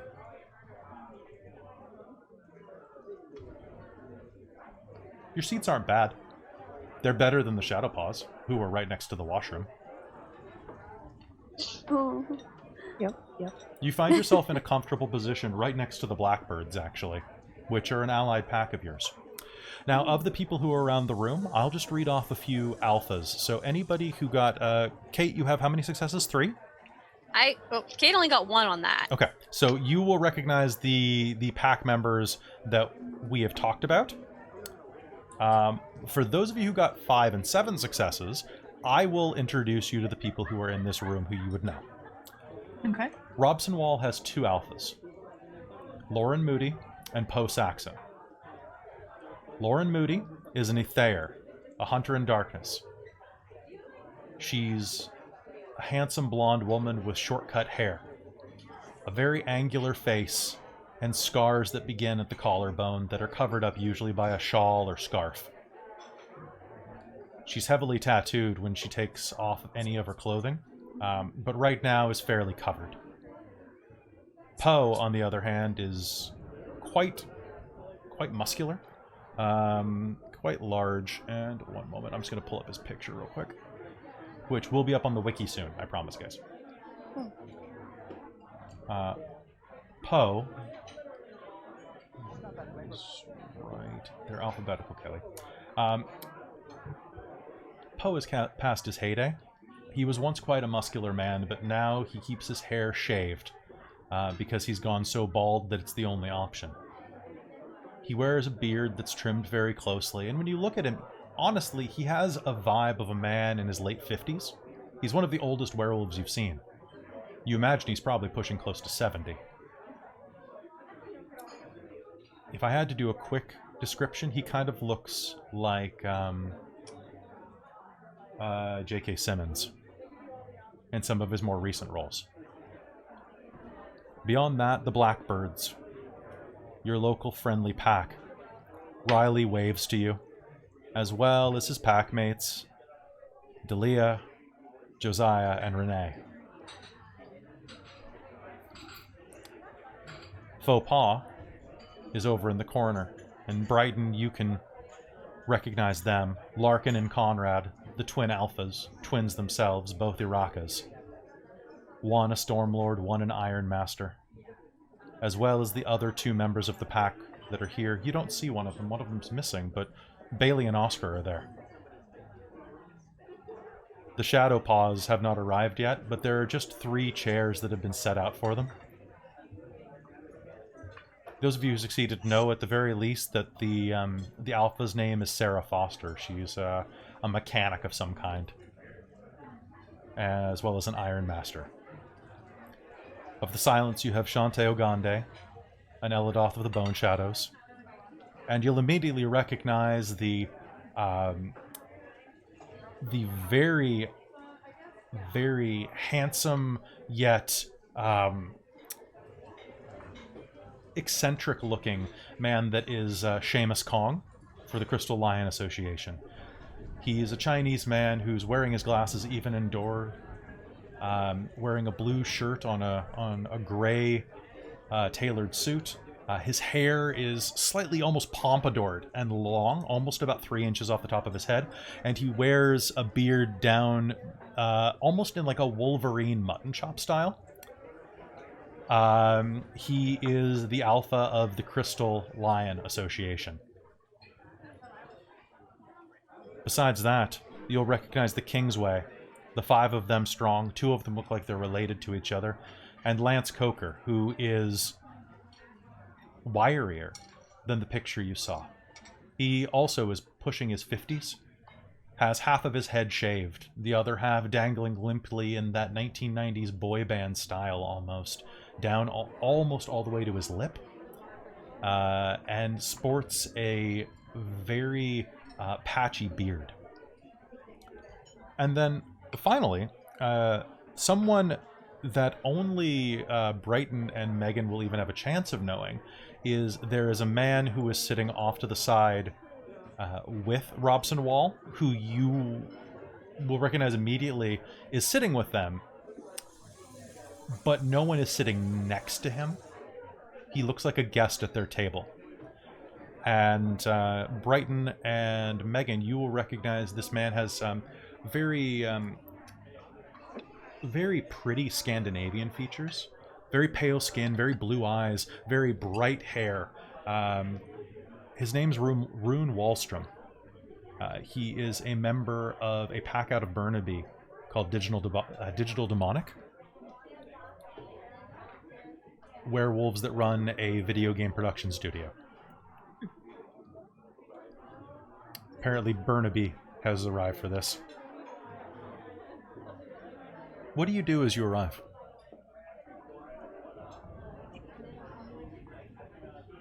Kate's gonna acknowledge their allies, or pretty much whatever order seems like the most fitting. Sounds good. In the room, just for tribal purposes, you can recognize there are at least 8 Iron Masters in the room besides yourselves. And there are 6 Stormlords. As well as an untold member of Auspices, but that's more or less irrelevant to you all. Okay. So you say hello. Yeah. Yeah, probably greet those that we know and are allied with and whatnot, and like in whatever the best way would be, I guess. Yeah. Yeah. At least whatever Megan thinks is the best way. With 7 successes and 5 successes, if you're taking the lead, Megan, I would say you would want to go up to Robson's table and say hello to them first. You're in their territory. They are obviously the alpha pack. Yeah. And I mean, I'm essentially kind of acting alpha of ours. Mm-hmm. Yeah. So yeah. Yay for 7 successes. You go up and say hello. Do you say it in English or in first tongue? Oh god, which would be more? It doesn't matter. This is flavor. Probably first tongue. So we're werewolves, aren't we? And this is a werewolf move. Mm-hmm. Poe will look at you over his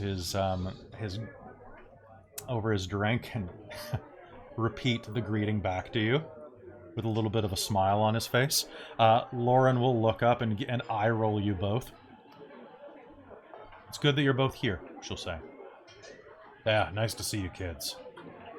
We got your table prepared over there so you can have a drink. Everything's on the house, it's on our tab. Great, thank you. And thank you. What the fuck happened to you two? I can smell your blood from here. Yeah. We're fucking sucks. And that's all I'm going to say on that and gesture everybody over to our table. Roz, I promise Kai, not to bleed on the help him get set up at the table. furnishings. 2 of the Robson pack members stand up and make a soft show of clearing a few chairs out of the way for you and helping you get established at a table, Claire. Oh, thank you. Well, glad you're Very not dead. helpful. Oh, thank you. I'm quite happy to be alive as well. The 2 men that are helping you, one of them is looks like he's in his 30s. He's a well-built Sikh man with quite a long beard, and the other is a white dude wearing a toque and a leather jacket who has also quite a long beard, but this one is simply hipster style. Very good. All right, and they will position you there, roll you up, or help you be rolled up there, next to where you're seated near your fellows, the blackbirds. Perfect, thank you. Do you mingle?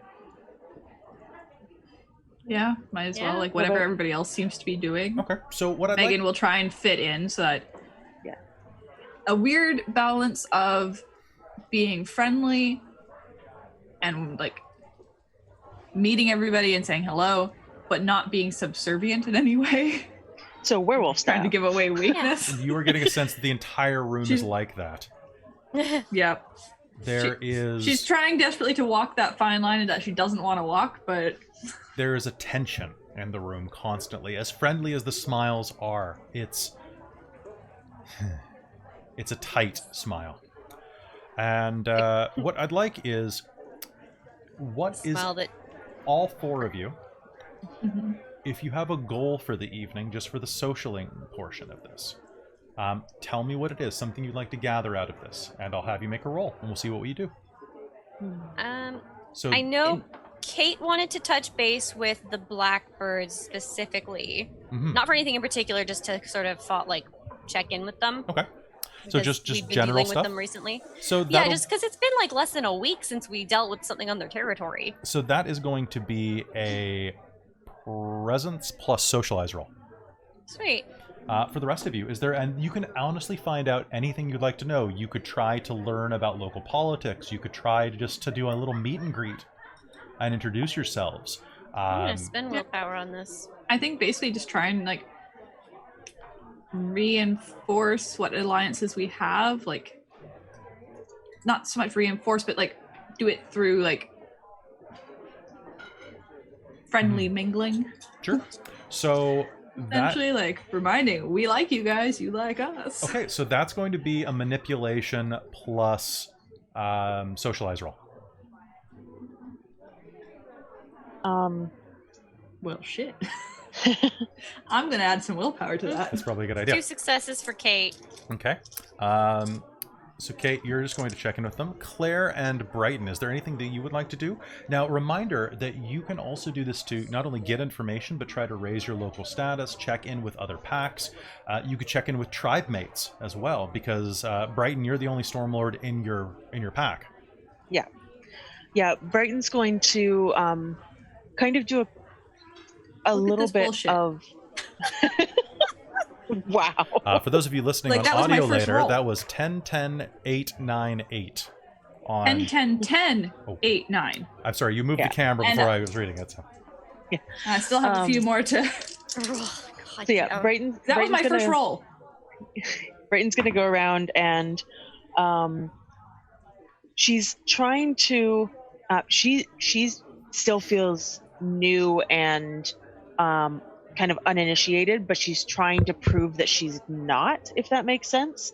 She's trying to prove like she has the confidence that the other werewolves seem to have, as well as check in with other Stormlords. Okay. And I'm spending one of my very few essence to use Voice of Glory for the scene. Okay. Because... So 7 successes on mine. Fuck this noise. Oh, man. Okay. On something I really should have only had 2 dice on before willpower. Thank God. All right. Fantastic. Heck, politics are scary. You might as well use that willpower. It's true. Oh, yeah. Dice. Okay. I'm going to use all willpower, that willpower. So. I do have something I want to do after touching base with the blackbirds, which may or may not be something the others will want to either stop her from doing or get in on. Well, I don't know. We'll check in on that in just a moment then, after your initial scene. And Claire, are you doing anything? Yeah, I think I want to try to raise our ally rating, I guess, in gaming terms, with one of the mid-range packs. Okay. I think. So which one do you want to target? I can't remember which ones are kind of mediocre, lukewarm towards us. So you have bad relationships with Faux Pas and Kingsway. Okay. You have middling relationships with the Crystal Lion Association and the Shadow Paws, who are not here yet. Which is helpful. Also means it's easier to get to the bathroom. And then the upper middle ones, you have very solid relationships with Silence and Blackbirds, although the Silence are weaker than they used to be. Or pardon me, no, the Blackbirds are weaker than they used to be. Silence is on top. And I'll remind you that part of the reason we're on bad terms with Faux Pas is Brighton, so you may not be able to raise that. Yeah. That one as much. So, yeah. And honestly, the Crystal Lion Association is, at the very least, you have an inroad because you're Asian. So this is true. I mean, honestly, it's probably easier to raise a middling that's relationship higher than a bad relationship. So Also, we probably want to be angry at Faux Pas. Yeah. Tagging him. Yeah, we don't have the strength to change a bad relationship, I think, at this point. And sorry, how was our relationship with Robson? Robson, very good. Robson has a good relationship with everyone. They're very business oriented. But honestly, Loren and Poe balance each other out incredibly well. And they're a 6-person large Forsaken pack. You don't see very many of those. And the reason is they are constantly dealing with pure threats in the downtown area. They are the wall. They are the wall, and you gotta respect them. They also don't step on your territory. They don't want it. Yeah. But they're not above weighing in to do what's best for the city, and they've always had that reputation. A lot of people have tried to pick away at them and take them down over the years. For example, it's open that they have a not great relationship with the Crystal Lion Association. They share a border with each other, and the Crystal Lions basically have Chinatown over through East Van, and expanding into the more affluent markets would be very, very useful for them. Things like that, but everybody has a good relationship with them overall. So, why don't we go ahead down the list here? So, Kate, you check in with the Blackbirds. And of the one sitting here, Riley is right next to you, so it's an easy lean in. You can see that there are 4 members of the Blackbirds there. Riley, Dahlia Noon, who is who's wearing a hair shawl and you think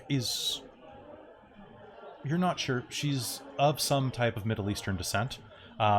Josiah Frey, or just Josiah, who is a man in his late 30s with a blonde beard and a denim jacket, who appears to be fairly pleasant, constantly darting around, and a woman who introduces herself as Renee to you, who you've met before but don't really know too much about. She looks to be of mixed heritage, maybe Hispanic, with large, very plump lips and dyed reddish-purple hair. But besides that, she's one of the smallest werewolves you've ever seen at 4'11". But she definitely has that kind of Rosie Perez kind of like, what you doing type of like vibe to her, you know? And she is pounding drinks with a ridiculous velocity. Wow. And if any of you have our Google Drive open right now, most of these NPCs have been... I was working on these all last night to make sure we'd have photos for you. So you can actually look them up in the Drive NPC folder right now. Which I will put up on the wiki for all the listeners later. See, I don't think I have access to that folder. I will share it in the chat. But, so, besides that, you lean over. What are you saying? What are you talking about? It's been a couple days. How are they doing with the cleanup of, the blown up building, for example? Riley will be the one you talk to mostly. The rest will just kind of eye you with a bit of an amusement. Pleasantly. Yeah, I mean, like, it's a crater. There's some heat on there. But, I mean, we did what we had to do. Thank you for bringing that to our attention. It's a shame that actually managed to work its way past our normal defenses. Just glad that we could help. Hey, that's what we're here for. That's what good neighbors are for. Exactly, yeah. Speaking of good neighbors, I gotta warn you real quick. How many successes did you get? I just got one on, 2 on that one. I heard you guys killed a cop. We don't know what he was, but other than not a werewolf, but kind of a werewolf, but not a werewolf. But yeah, he was a cop. At this point, Dahlia will lean over and raises... It was really fucked up. Raises an eyebrow to you. She's wearing some thick black cat glasses. You know the type I'm talking about, the cat rims. Mm-hmm. She leans over. He was a cop. That's gonna draw down all sorts of trouble. Okay? Yeah, we know. You came in and cleaned stuff up in our area. Do what I can to help smooth shit out. But I'm not gonna sink us for you, okay? Of course not. No, don't put yourself at risk.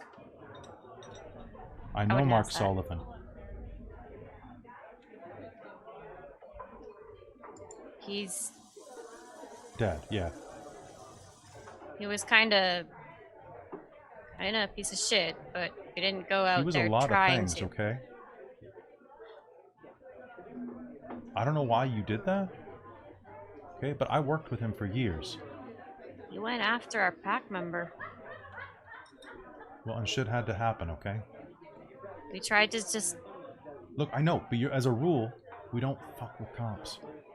I know. No. Shit happens. Shit happens. Yeah. I'm doing what I can for you. Hey. Dahlia's she's on the force. Yeah, I'm on the force. By the way, your boy Ross, you're welcome. Thank you. I already said you're welcome. Hey, can I get some apple juice over here?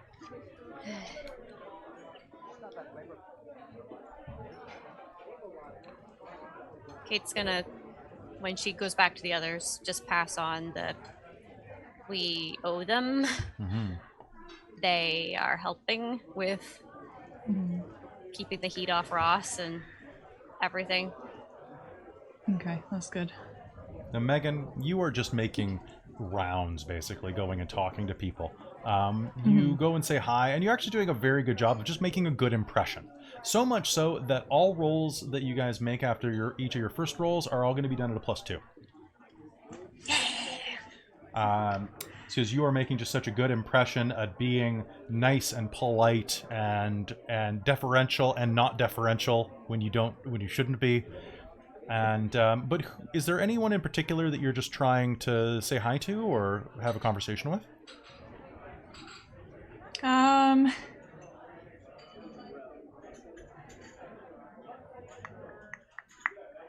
Sorry, which PAX territory were we in when we fucked up? Northwest 604. They're a ghost wolf pack.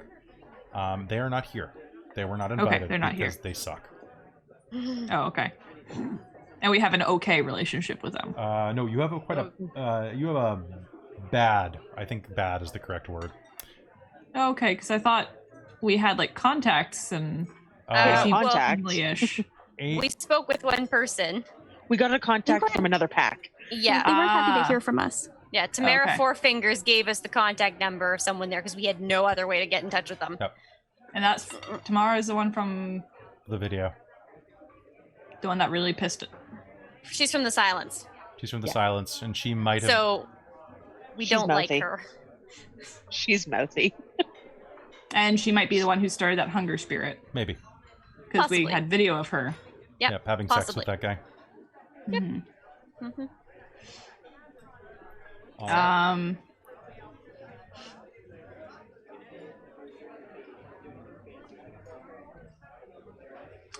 What pack here do we have the best relationship with? Robson, followed by the Blackbirds.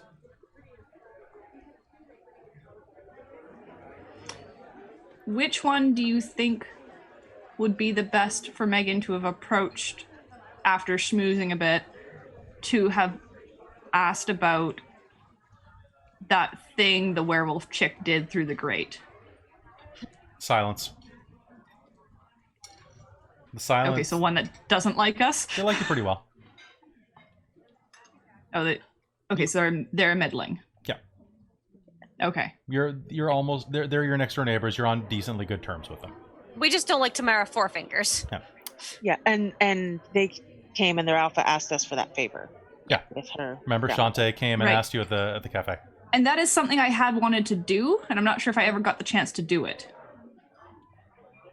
we You got check. some answers from Well, you the- did check in with the McGath. Yeah, we did. Yeah. Okay, so I will go and I will take that information to them. I think it was their alpha, right? Their alpha, Shantae. Yeah. Yeah. So I'll let her know what I've heard so far. She'll thank you right off the bat. Thank you for going through that trouble for me. Not at all. Look, you've been doing this longer than I have. Have you ever come across this before? And I will tell her what I saw. Like, I know there's a gift that means you can wear a skin, but then this happened, and I've never seen that shit before. And it doesn't look like anything I've heard of. I will have to get back to you on that. Off the top of my head, I would say no. Okay. The skin stealing, that is the thing. Yeah. It is. I've heard of that one, but it was... contorting. I can't express how. Can you do wrong something like it that looked. as an Iraka? To slip No. away like that? I mean, I can make it so that it's really hard to follow me, but that's more messing with your ability to track. I can't do that. You've done me a favor, so I appreciate that. I will go and discuss this and see if I can find anything. It may take me a few days. Okay. No. Off the top of my head, that does not sound like a werewolf to me. I would remind you, there are many other things in the night that go bump. To be able to then mimic a werewolf's garu form, though? and do that. Have you ever met a vampire? Not yet. Maybe you probably have. I hear they're everywhere. That's fair. I've heard that they like Vancouver. There are other things as well. Wizards. And fair folk. Could be any number of things. Bloody things. Yeah, a lot of things. I will look into this for you, though. Thank you. I'll try and keep an eye on the area for if any sickness spirits start getting bigger. Much appreciated. I am worried with the stories of sickness coming out of Asia right now. Many old people. People in Canada, they don't care enough about their elderly.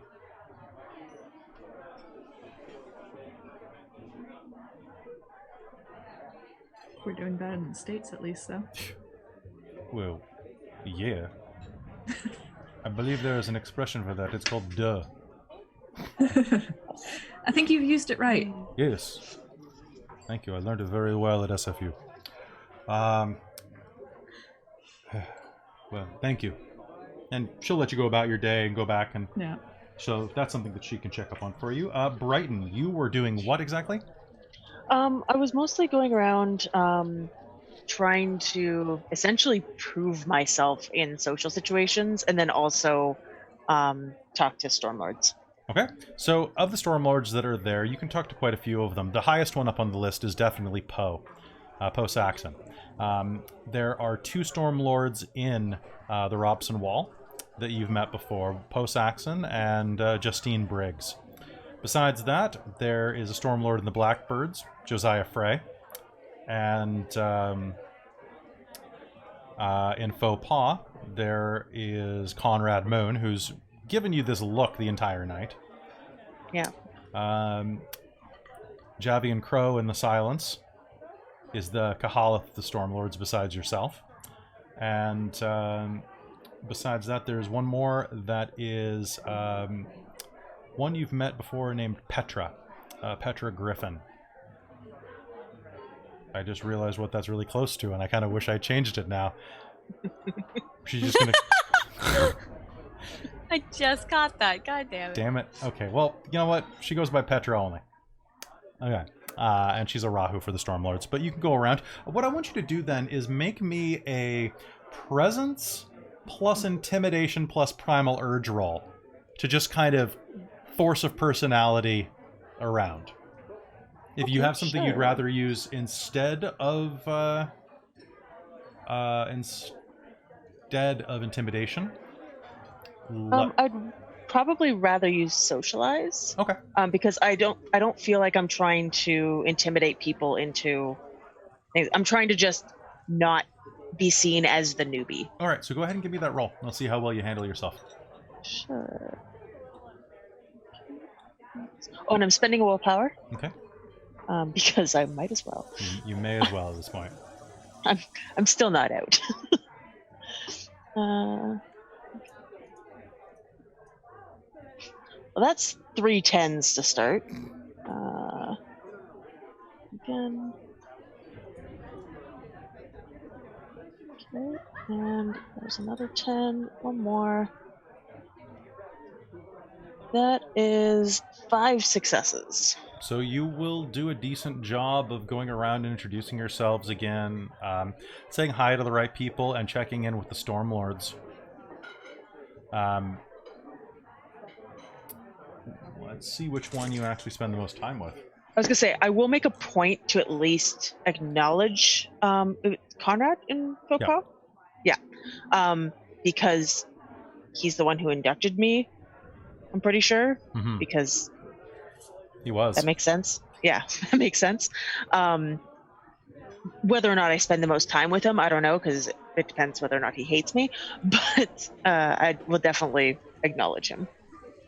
All right. So you definitely will, and he'll smile and just kind of give you this kind of grimace grin as you're going around. But the person that you actually have the longest conversation with is actually Poe himself. Alpha Daddy Stormlord. Bryden. Come here. Sure. You see that waitress over there? Yeah. Go get us a couple of drinks and come back. Whatever you want.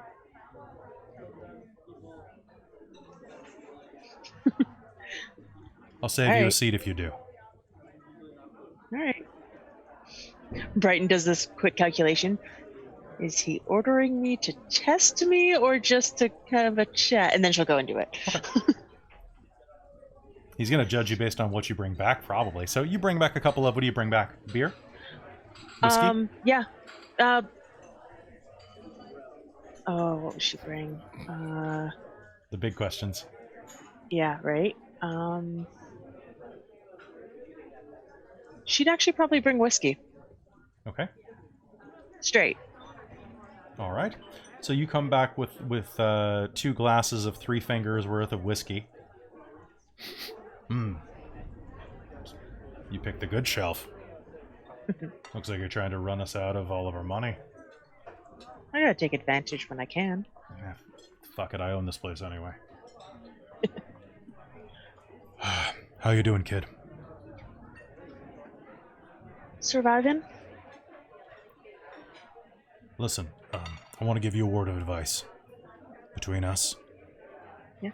No matter what happens tonight, just grin and bear it. Okay. But the point of this meeting, someone's going to ask you to do something really stupid. I'm not saying say no, but I'm saying you need to know in advance. It's going to be a big one. Okay.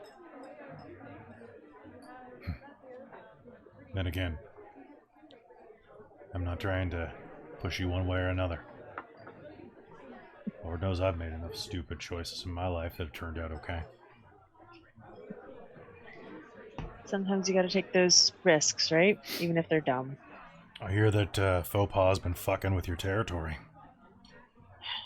Brighton will actually, growl under her breath. Yeah. Yeah. He'll grab his glass and drain it.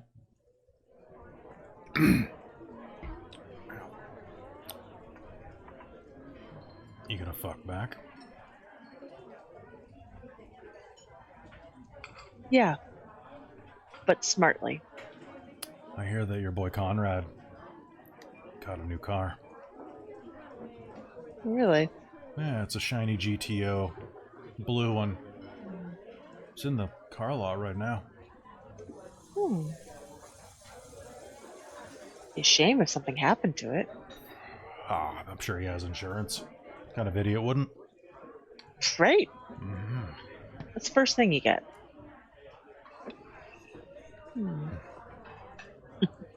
Thanks for the drink. Thank you. Oh, For the warning. I think your alpha's calling you. Thanks.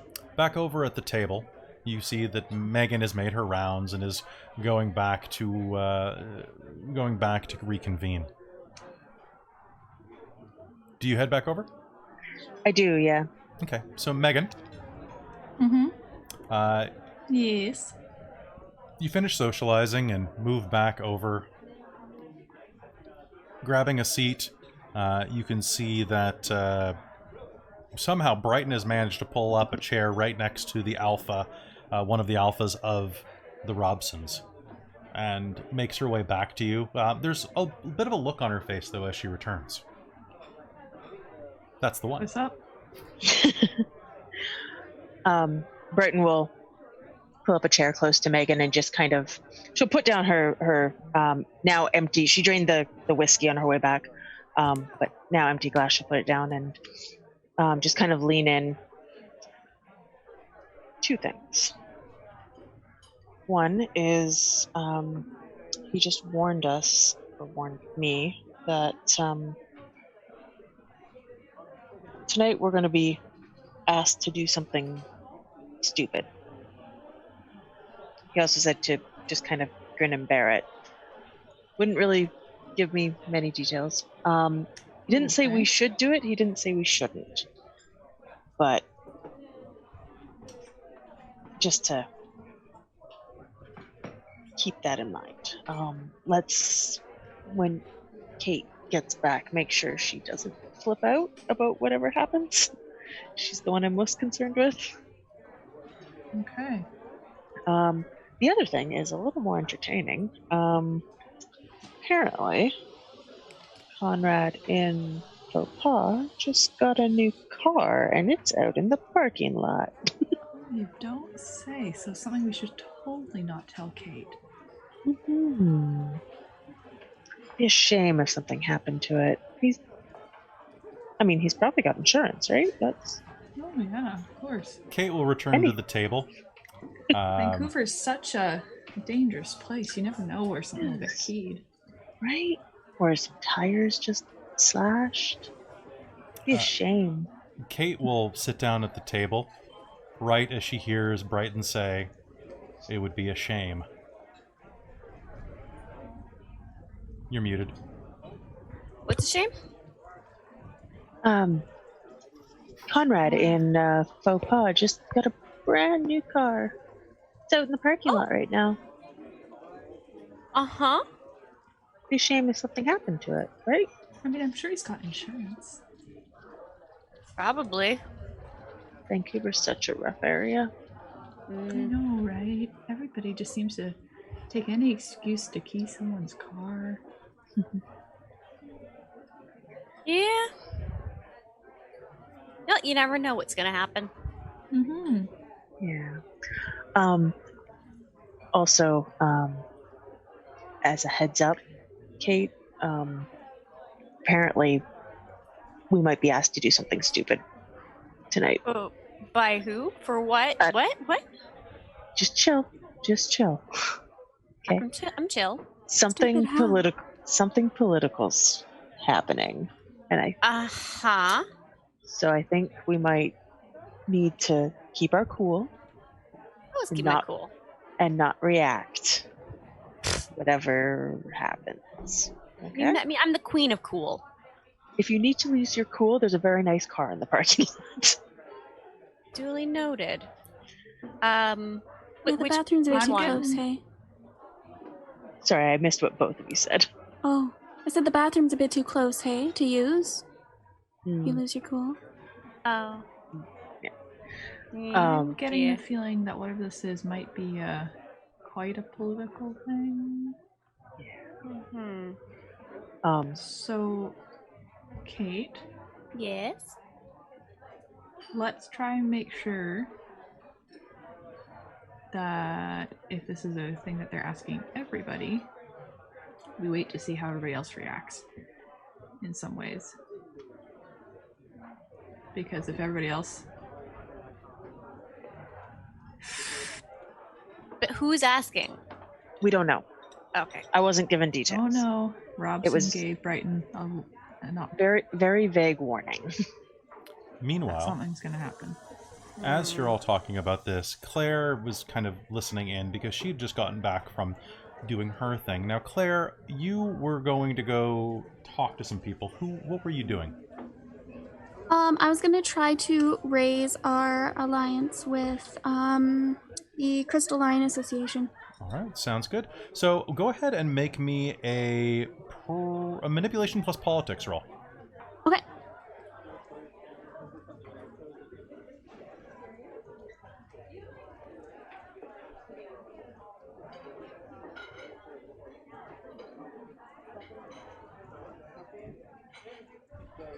Two successes and two sevens. Oh, really? Two successes. And quick question. So I know that Claire went to college, to university in Vancouver. Did she go to UBC or SFU? She probably would have gone to UBC. Okay. All right. So as you approach, what's your academics rating? 2. 2. You will actually know one of the werewolves that's sitting here, and as you roll yourself over, you will see that a of the men that's sitting there, a fairly chubby-faced, slightly heavier than average Chinese man, with a dark black beard wrapped around his chin and lip, is Henry Fang Lin. He is a professor of economics at UBC. Okay. We'll approach him first. I'll acknowledge the alpha. Do I know who the alpha is? That is Shiren Kong, or Seamus. Right. Seamus Kong. Okay. I'll acknowledge the alpha, and then speak to... Miss Iwatani! It's been Hi. a while since I've seen you anywhere. Yeah, it has. You were in my 400 level class 2 years ago? 3 years ago. Yeah, around there. I seem to remember you wrote a pretty good paper on microeconomics across international boundaries. Oh, I'm glad you enjoyed it and you still remember it. I have a pretty sharp memory. Please, I can see. pull up a chair. Thank you. You want to speak?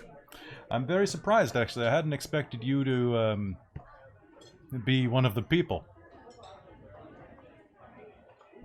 One of the people? Oh, yes, sorry. Uratha. Yes, I understand now, yes. Then again, as far as I understand, you're something of a little bit of, not royalty, but what word am I thinking of here? Inheritance, one of them will say. Inherited.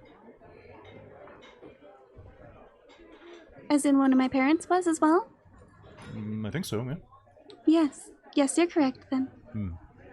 See, most of us don't have that. Most of us are first generation, maybe second generation Canadians. So all of our heritage is back overseas. Who knows what type of werewolves we were? Well, I mean, he points at Kong, and he points at another one, a girl named Enrong. But I'm not so sure. Anyway. Yeah, very interesting. What brings you here in this fine conveyance? He'll pat the side of your wheelchair. Oh, I got hurt. It's alright. I'll be fine. I just can't stand for very long right now, but I'll be up and running in no time. What happened?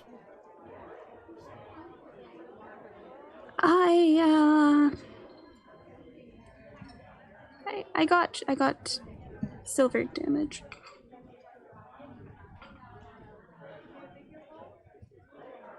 How? You say shot? It was a shot. Yeah.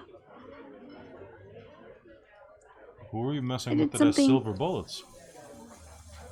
I don't know. To be honest with you, I don't know. I'm glad you're alive. Thank you. I'm glad to. Yeah. How are things going in the brewery park? Not bad. We're surviving. Yeah, we're keeping on. How about for yourselves? Thriving, right? Excellent. Shiren Kong is going to lean in. Oh, more than thriving. We're on top of the world. Yeah? That's excellent to hear. Good. Hey, when you get tired of playing pickup, give us a call. Oh, I will keep you in mind. We're always Thank expanding. And to be fair, actually, it's probably going to come up tonight, Shiren will continue. Yeah? Well, I mean, you guys are kind of in a bit of an armpit of the city. I think you do much better. What, back west? He says, turning and nudging another pack member. Maybe heading over to Kitsilano way. There's all that free parking over there.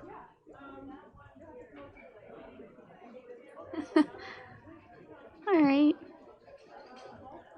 But seriously, Dr. Fang Lin pulls you back over. What have you been doing since you graduated? Besides patrolling the Hissel?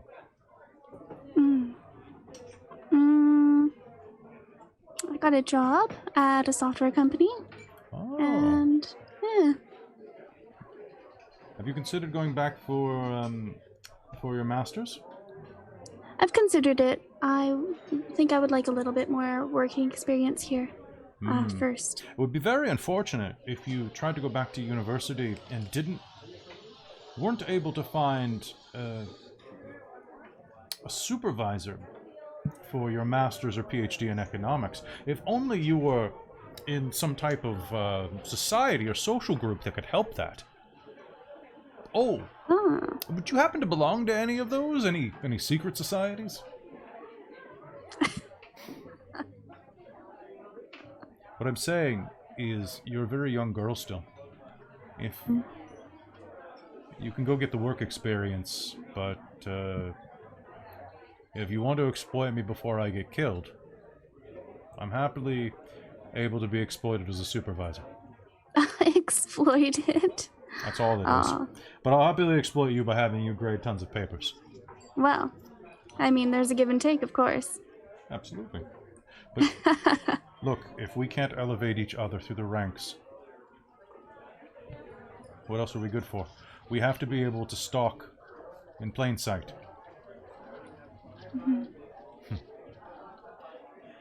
Think about it. I will. Thank you. It's not a problem at all. It's good to see your pack actually here. The last time we had one of these meetings, your table was vacant. Yeah.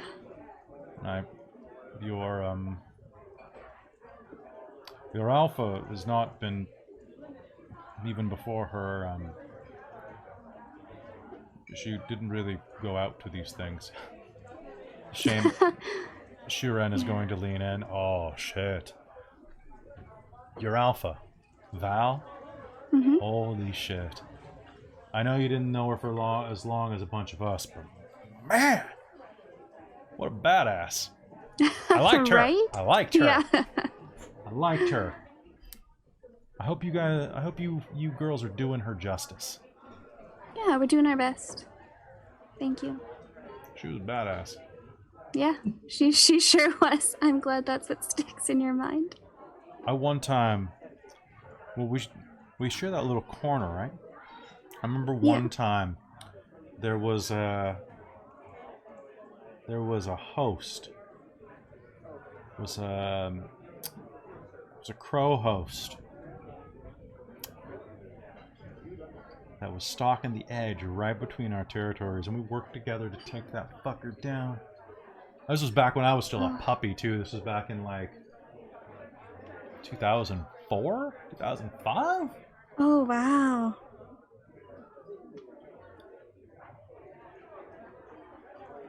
Well, tell me more. How did you do it? The fucker was... it's a crow's, right? So it's burrowed into this guy's chest. And he started sprouting fucking feathers, like, all over his arms and stuff. And oh my God. He looked like it would look like a bad chicken cosplay. And he climbs this foam post and he starts flying. I don't know how the fuck he did it, right? Because he doesn't have any aerodynamic sensibilities. He's just a fucking chicken guy, right? You know? And so Val, your Val was like, go after him. And I'm thinking, I have to climb a fucking post? And she's like, yeah, fucking climb after him. So I did. It sounds like her. Yeah. Yeah. And so I try to jump on him. And I do. But he's flying. And he's flying using this weird, his weird spirit magic shit. I'm hanging off of both of his legs while he's flying. And I'm trying to not die because I'm like 50 feet in the air at this point. Yeah.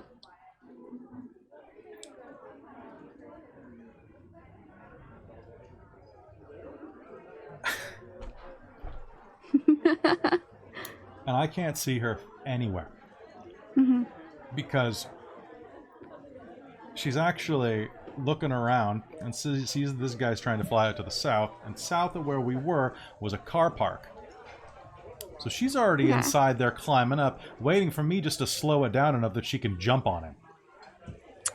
Oh. rides both of us down into a fucking dumpster in the alley, steals the kill off of me, and I get covered in thrown away Indian food from the restaurant next door. Oh, jeez. Ruined my suit. Yeah.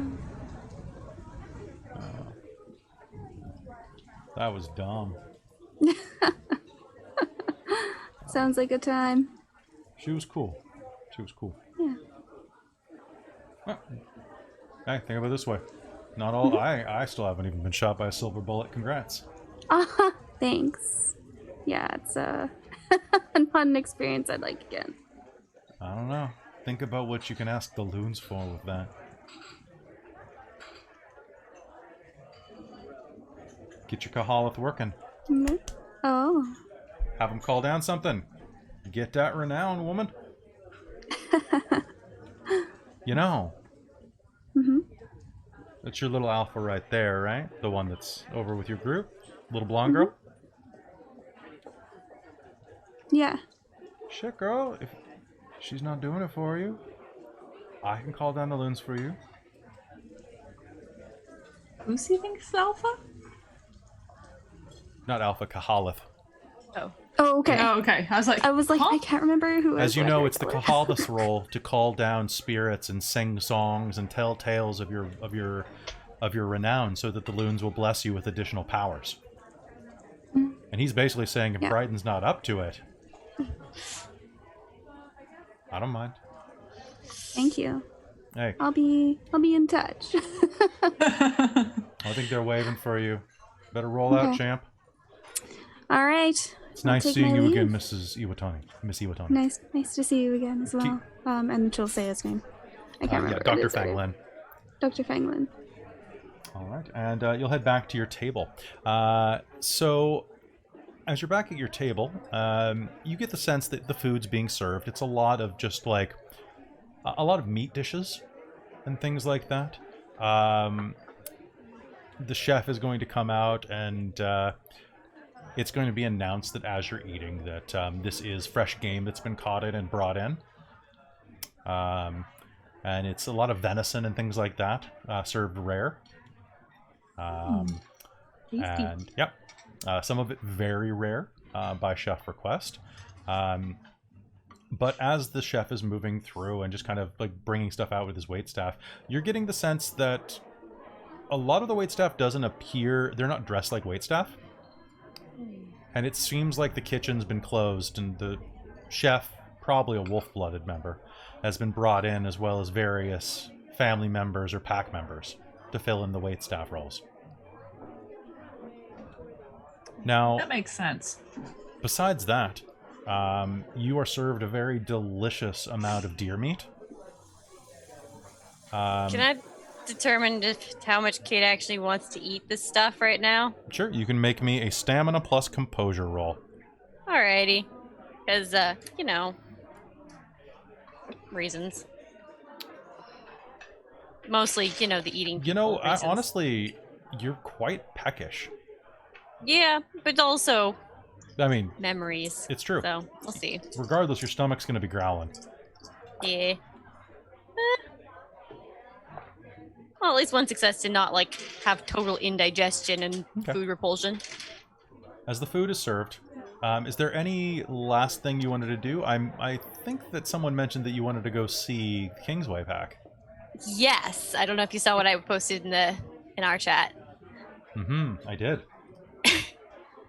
So, at some point that seems appropriate, if there's enough of, I guess, like, if there's a bit of a lull, or I guess after eating, or whatever time seems the most appropriate, Kate's gonna glance over and she's gonna get up and actually just go over to Kingsway table.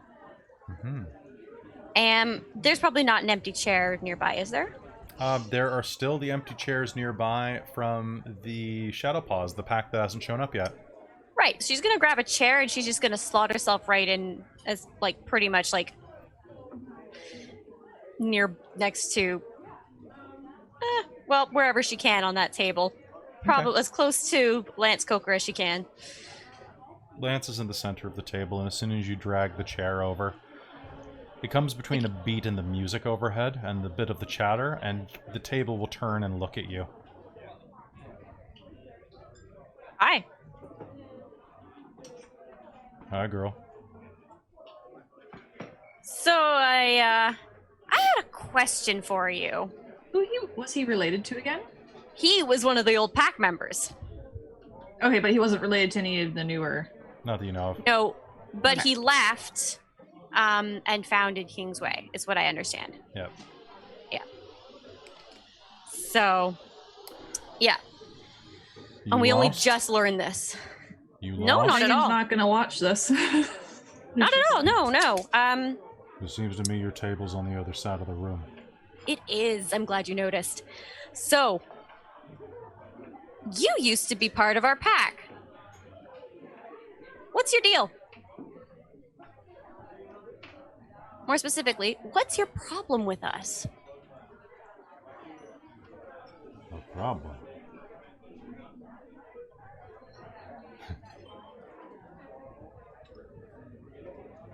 I'm sorry to hear about Val. She, deserved better than what she got.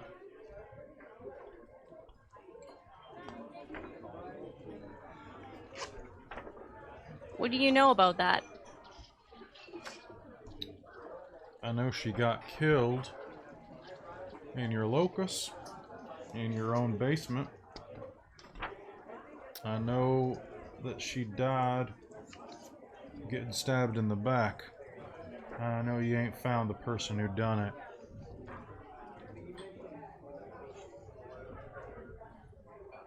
Do you know who did it? Nope. Hmm. Me and Val had our disagreements.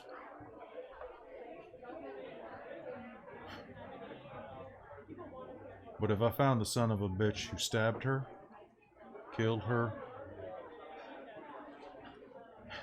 there wouldn't be enough left to put in a doggy bag for you. I liked Val. She was pack. But you left. Yeah. Creative differences.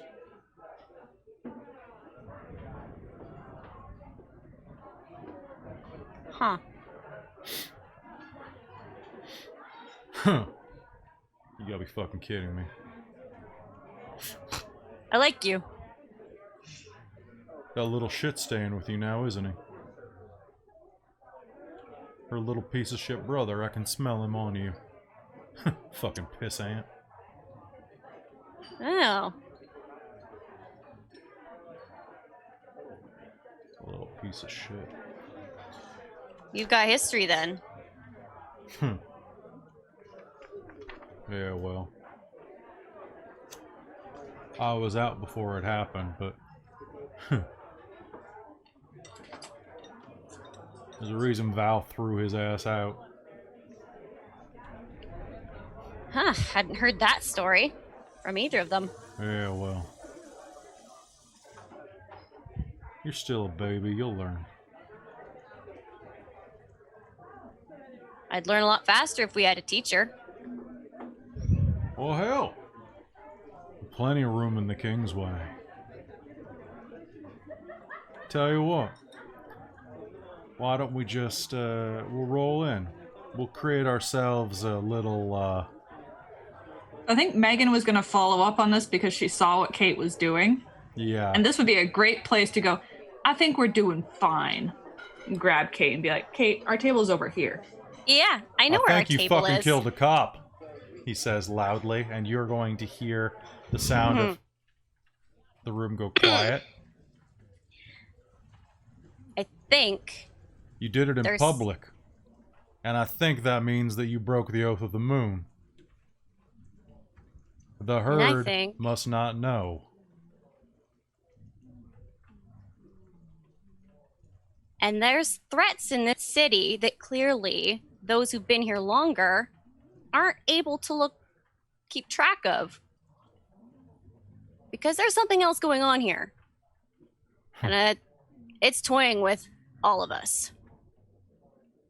I will have a bit of a hold on Kate, kind of a warning squeeze, like careful sort of thing. Maybe Someone it's because... is supplying things with silver bullets.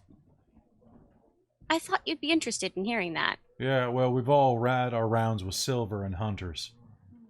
Maybe you ain't fool enough to get shot by one, that'd help.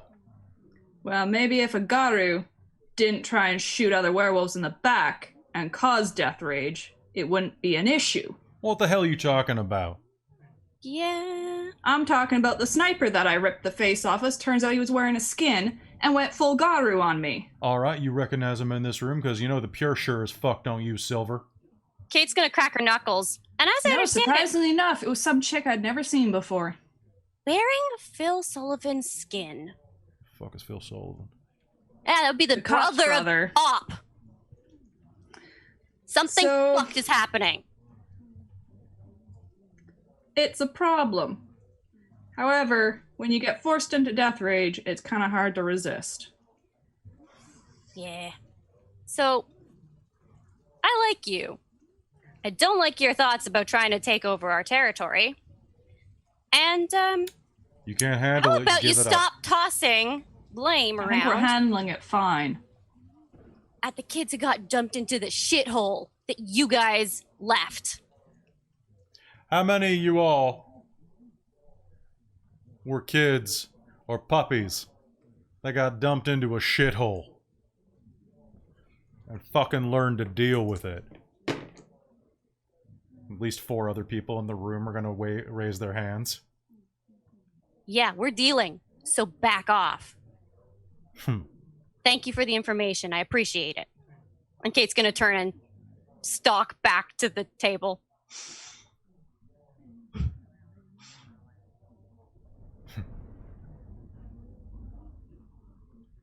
She got some fight in her. Just like her daddy. You look like your daddy, girl. Oh, right. Hey, that reminds me. Did you know I had an uncle? Yeah? Did you know I had a cousin?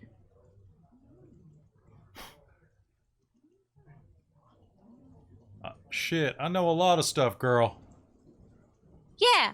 So you'd be pretty interested to know that cop that we dealt with, yeah, my cousin. How's your sister feel about this?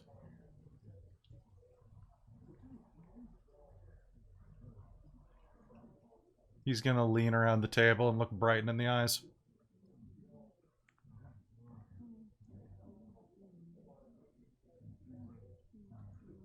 Beer? I feel pretty good about it since I'm the one who ripped his face off. Fuck, it's your family feud then. And he's gonna turn and just go back to his conversation with his pack. And the conversation We're gonna pull Kate and be like, how about we don't air our fucking dirty laundry in fucking public? I thought we were going into this Keep quietly. a hold on your fucking temper. Sit the fuck down and calm down before whatever the big thing is gets dropped on us. Yeah, that was my plan. At the front of the room, you will hear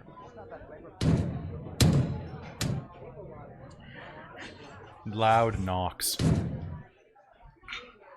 The servers are going to bustle out and unlock the door, and 3 people who you'll recognize as the member of the Shadow Paws are going to stumble inside. One of them's wearing kind of a mechanic's jumper, the other's wearing a leather jacket and jeans, and the final one is going to be wearing kind of a leather jacket and skirt. They're all covered in mud, blood, and cuts, which are rapidly healing, and are going to stumble over. You'll recognize these 3 as the members of Shadow Paws who are in the lower Marple area, as the pack leader, Sarah Foster, Janelle Arrowwood, and Jackson Crane. None of them are... Oh, actually, that's not true. Sarah is an Iron Master, but the rest are Bone Shadows and Blood Talons. They're going to dirtily stumble in, trailing bits of mud and grime, drawing the conversation more toward them as the crowd begins to just kind of smirk and look at him. They will stumble into their seats after looking around for, that why aren't we in a better seat type of thing, and then just kind of collapse into their chairs. Nearby, one of the guys from the Kingsway, a guy named Kurt, a big Rahu, dark hair, is going to lean across. Hey, I think you're late. I think fuck you! Jackson's going to shoot back.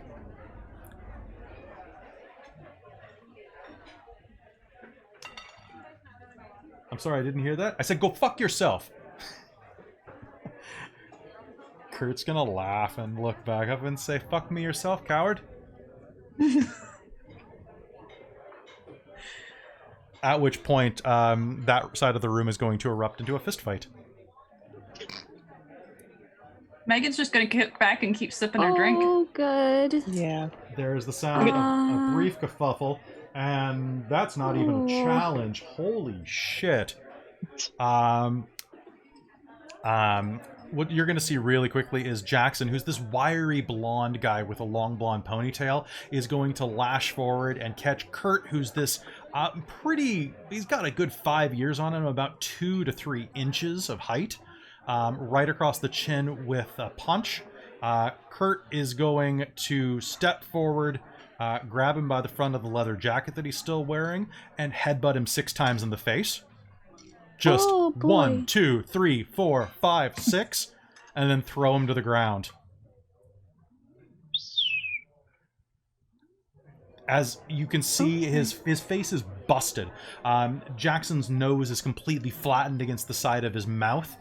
It's got a tear that is going all the way down to his lip from the skin being pulled. His eye is completely swelling shut, even from that. 3 of his teeth are misaligned. And you're going to watch all of them slowly reset. And he starts to snarl and get up when Kurt reaches down and hands him a beer. Drink?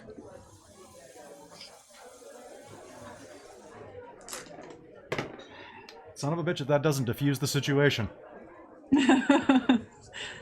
Boys. That is what happens when you rub 2 Rahu blood talons together. Oh, yes. Fair. Yeah, it makes sense. It distracts it enough that people go back to eating. Jackson spits a big wad of blood onto the ground. And within a minute, his face is back to normal. You can hear the rough sounds of sinew re-cracking and resetting on his face. And the rest of the meal goes by pretty well. You're there for about an hour and a half. At the end of it, Loren stands up. All right. Everybody's eaten? Good. Let's take this outside. We got a little bit of work to do.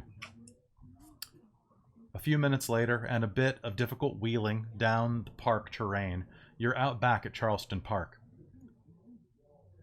You can see that the area is completely deserted. It's past dark. It's almost midnight at this point. And down by the water, where it never should be, a small bonfire has been lit. In the distance, you can see a uniformed police officer walking next to the sidewalk. It seems like he's got his back to you, shining a flashlight in the eyes of anybody who comes near. And as you head down to the ground, down to the water, the 30 of you make a rough circle, intermingling. As you walk down, you recognize that there's one person who gets pulled along. Someone who was sitting by the front door of the restaurant the entire time stands up when you approach. He's in his late 20s with dark tan skin that speaks of a splash of different heritage, with long hair, brown and curled, and a bit of a beard. He's dressed in a simple winter jacket, and jeans. And by all accounts is a decent looking guy. But young. There's a real youth to him. If you had to put him, he's in his 20s? Early, maybe? But you don't recognize him at all. But he obviously smells werewolf as soon as you get close to him. You head down to the water. In the distance, a dog barks.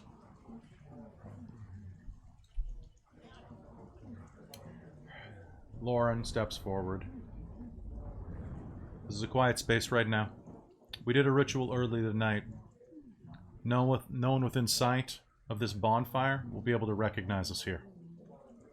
We'll do our business quick, and then we'll go. The longer that you're all away from your territory, the worse it's going to be. Any new business can be brought up now, but we're going to get to the main focus soon. Does anyone have anything to bring up that's of relevance to all of the tribes and all of the packs? Next to the fire. Oh, sorry, Kate's gonna... Oh, well, Kate's gonna look at the others and go like, basically mouthing just like, should we say something? We should cut someone's head off? I'm gonna lean in and basically say, no. we don't actually know anything yet. That's Leave true. it. Okay. Over by the, over by one side, at the Kingsway, Lance is going to step forward. Had some weird shit coming through. Mold. People covered in it. Weird shit. Looking into it right now. You get any purple, black, or green mold, you fucking burn it. A couple of people titter in the crowd. Maybe you should just clean your socks, bro. Things like that. But for the most part, they're pretty quiet. Shuren Kong steps forward. Yeah, I got something. I heard through the grapevine. A friend of mine. My second cousin. She works with the wizards. There's all sorts of shit happening there right now. Okay? The city's got all sorts of weird shit if you don't know. It's got wizards. It's got vampires. Recently, somebody tried to kill the head wizard. Apparently it didn't take. This old fuck's still running around. So it looks like they're trying to tear themselves apart, though. So you watch that shit. We've been trying to keep an eye on them in Chinatown. They've been doing all sorts of weird shit over there. Shit you would not believe.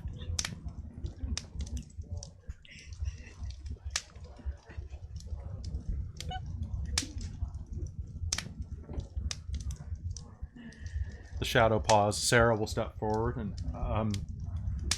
the pure are they're just all over. They keep coming across the bridge to Marple. I think they're gonna try to invade soon. We've been, you know, doing what we can. Nothing since that the problem we had with them back at the River Rock Casino back in November. But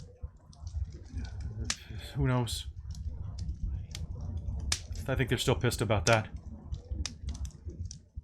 Shit.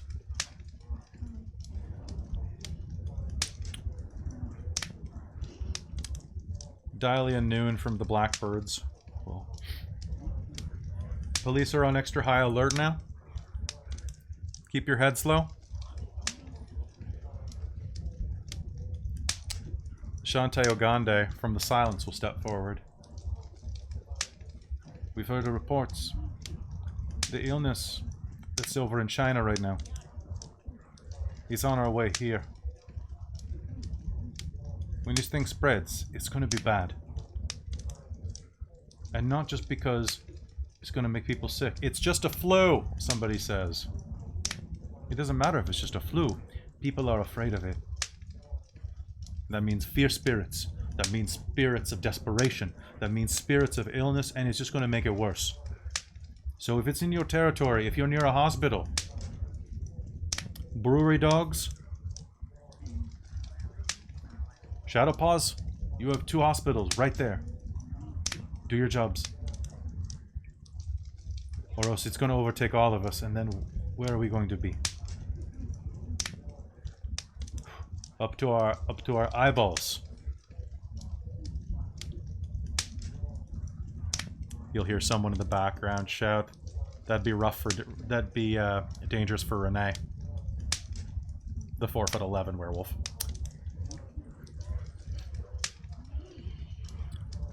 And then finally,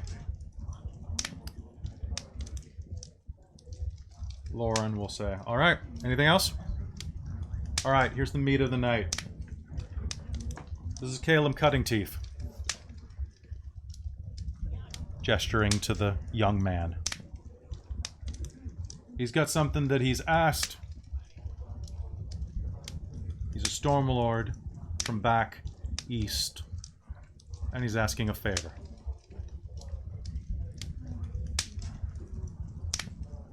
The man steps forward and clears his throat.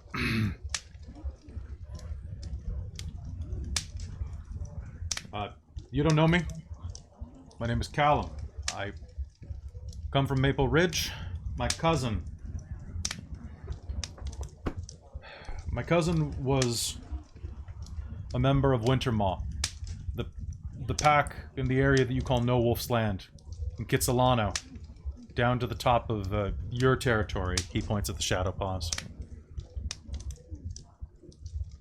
That entire area has been empty. There's been no uratha presence.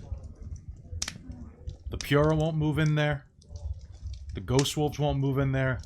We won't move in there.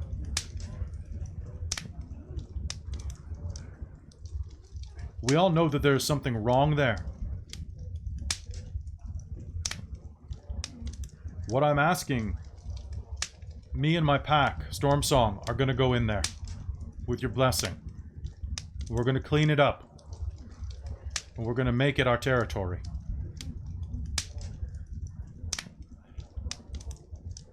But we can't do it alone. It's too big.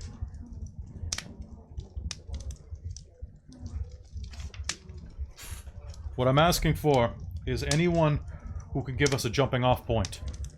A place to regroup in the meanwhile.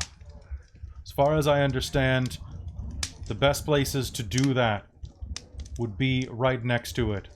Either the Shadow Paws, the Blackbirds, or the Brewery Dogs. If not that,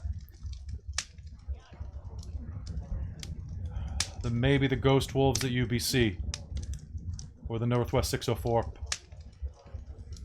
But I'd rather do it to another Forsaken.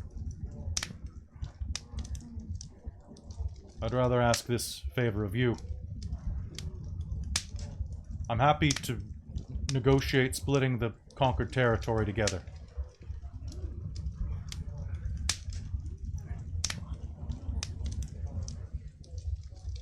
I'll kind of look at the others of like, what do you guys think?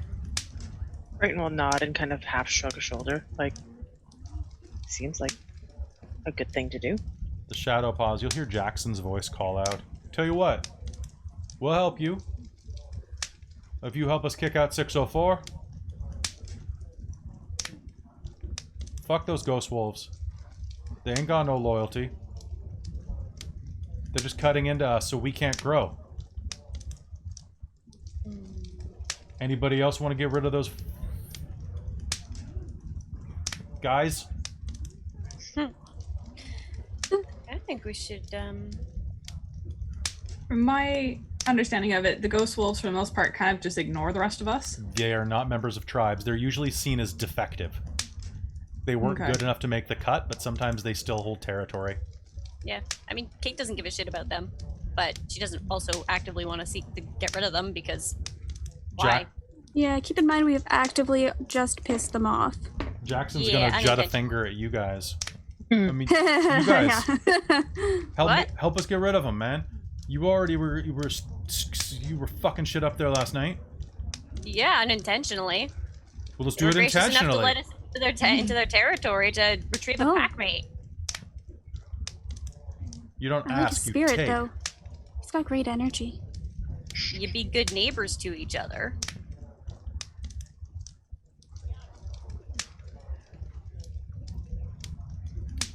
Callum will clear his throat. If anybody wants to come with me, we can do our best to take it back. I haven't talked to the ghost wolves at UBC yet. I'll look at Megan and I think we can at least offer to we'd help. gain allies.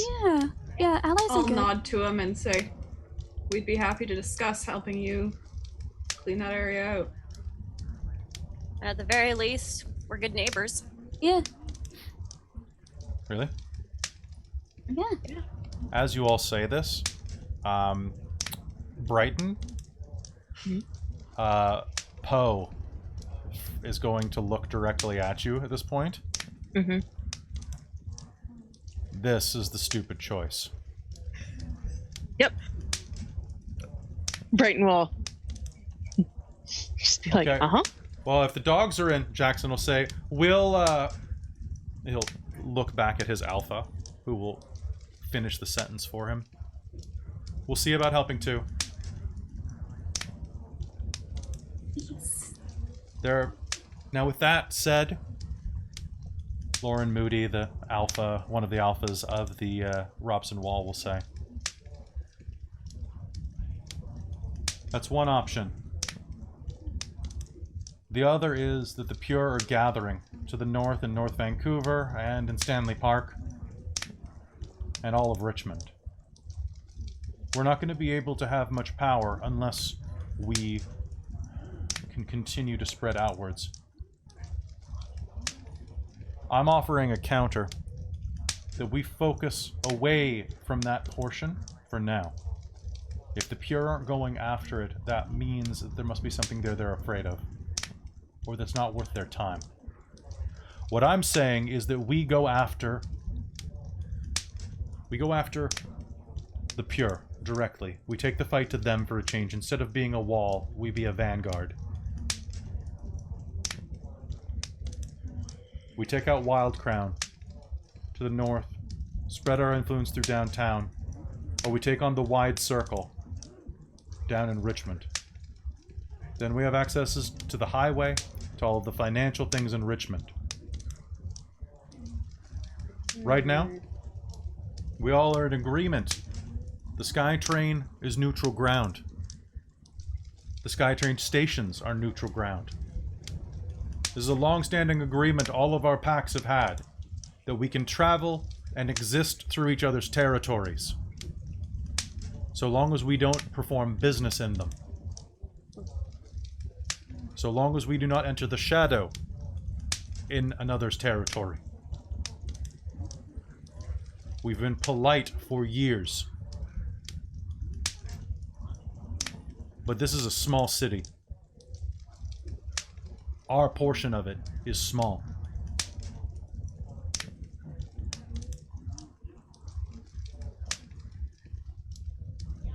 I'm asking you all to decide if you want to make this city ours.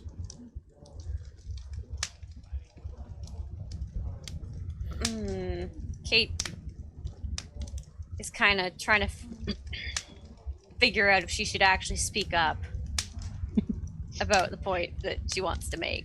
The answer After to she's that been is yelled at almost several never. times. Kate should almost never speak up. Who wants to come with us? Poe will speak up So, and kick those Pure fucks to the curb. right. So you're saying that even the Pure don't want to touch the area in Kitsilano. So either it's not territory that should have any problem being reclaimed because there's nothing worth going for, or there's some sort of threat there that the Pure are afraid of. That you're all afraid of, since you haven't gone after it yet. So why would we go after the Pure when there's something right behind, like sneaking behind the wall in our backyard that's going to possibly kind of come and wreck us already? I'm gonna definitely need you to make me a presence plus socialize or politic. You know what? Megan's also gonna think we didn't commit ourselves to anything. Give me a said -3 and maybe on help this. by providing like a jumping off point. We didn't say we're gonna do anything. You're not the alpha of your pack. Yep. No. You guys just caused a big scene. And you specifically used several words in that statement that seem to be an insult, saying that it's sneaking up behind the wall. Okay, so yeah, what'd you get? Sorry, what was it again? It was going to be presence? Presence plus expression. Socialize? Let's do expression. Expression? Yeah. Okay. At a -3? At a -3 because I social. sure am going to spend a willpower. This is probably the time. Yeah. Don't you? You love Kate. Come on. -3. Okay. Kate does cause the drama. Kate likes to talk. She has intelligence 1. Right, I forgot. What the fuck? Hold on. We should just like duct tape her both next time. Let's just leave her behind next time. Oh, that too. We could do that too. Yeah. I mean, we could have gotten another wheelchair and put her in it and just like duct taped her to it with 1, 2, 3, tape for her 4, mouth. 5 successes. Okay. Whoa. Oh, wow. So Robson's Okay. not terribly pleased with you for that, but the Probably rest not. of them are actually going to get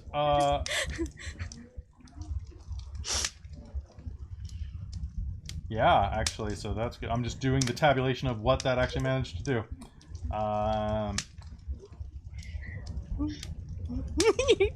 So Robson Wall likes you less. Here Megan was trying to toe the line and not commit to anything horrible. Yeah. Be like, Okay. oh yeah, we could totally help you and provide you a jump off spot. That's So cool. all of your ally, by the way, just social links for this session, all of your allies went down and all of your enemies went up. So I like balance, trying okay? to deal with that.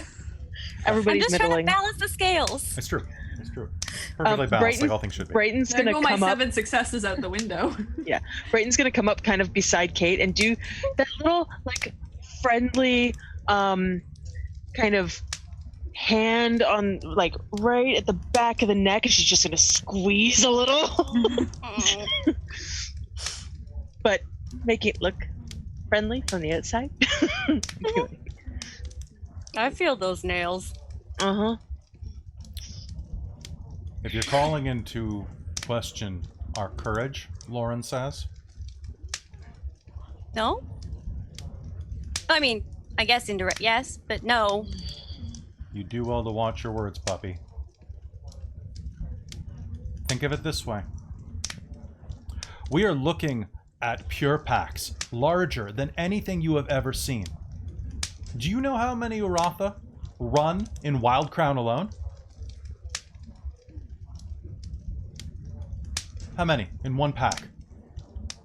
I don't know. 9. 9 uratha in one pack. And Belladonna, 7. The Killing Fields only have 3, but they're insane enough to burn the entire city down.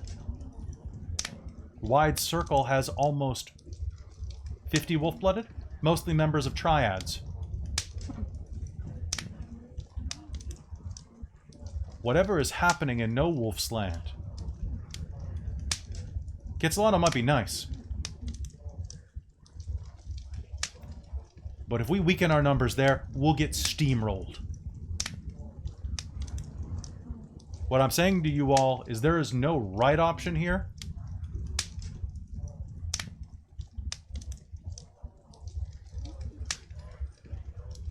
But there is a very, very dangerous choice.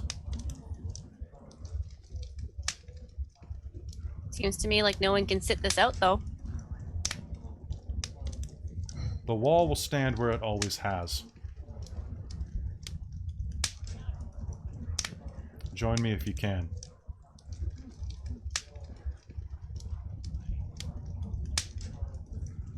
If there's nothing else, I think that you all should get in touch with each other and go back to your territories before the pure find that we've gone away.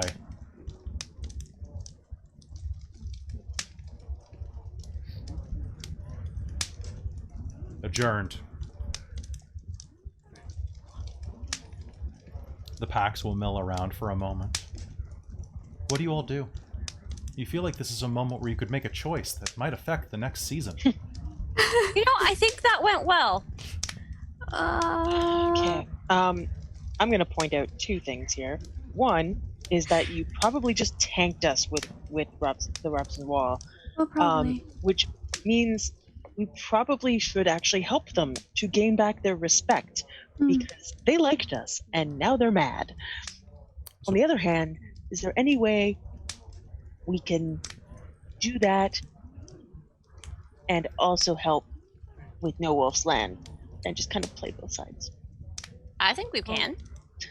It's more difficult. I'm going to lean in and say, like, originally, I was just going to discuss letting him have a little corner to retreat to and a safe house. Yeah, we can still do that. We can still do that.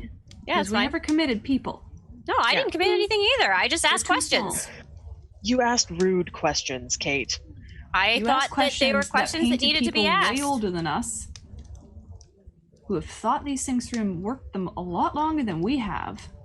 Possibly, but they also don't seem to like to talk to each other. So? There are You're the better new ways kid on the to block. ask. You can't question the others all like that. Especially not I calling just them showed all that we cowards to their did. fucking faces. Wait till you've got a little more bite to go with your bark. That's what you're for. No. No, it's that's not. What I'm for. That's what you're both for. We shouldn't. Don't bite off more than we can chew, though. We shouldn't have to fight The others- this way. Oh, I don't want to fight them though. I'd rather not Fight- fight either. That's why I fight- just talk. No, you start fights this way. You want to fight from a position of strength, which we are not in. Part of me hoping that. You piss them off enough, and they walk in, and roll us out right out of territory. Yeah, but think about how much a mess it would be for them to fight over the territory once they've done that. And I'm sure they might pause for a second because that's going to split their directions even more. No problem whatsoever. I have more faith in us than that. Yeah, and they're going to look at it that we don't have any control because you run your mouth off all the time, and they're going to think we're easy pickings. Yeah. Maybe one we can handle, but 2, 3 packs? No. I don't know. I think we made some friends there. You know, friends in progress. Yeah, friends who don't like us much. Yeah, I think we lost some friends too. Yeah, but the ones who did like less us a good lot friends. don't anymore. Okay, we offer a safe house and a bit of a corner of our territory for No Wolf's Land. We offer assistance to Robson Wall for the Pure. Yes? Yeah. Yeah. That's my thought. Yes, I agree. But also, Don't call him a coward again, please. I will endeavor not to unless it just comes up, okay? How much is no in general? Because if I say it again, I'd be lying. So? Then I don't want to lie. As you're saying that, the Shadow Paws pack will approach you. Sarah, the leader, dressed in her little jumpsuit, is gonna lean in. Hey, sorry to interrupt, but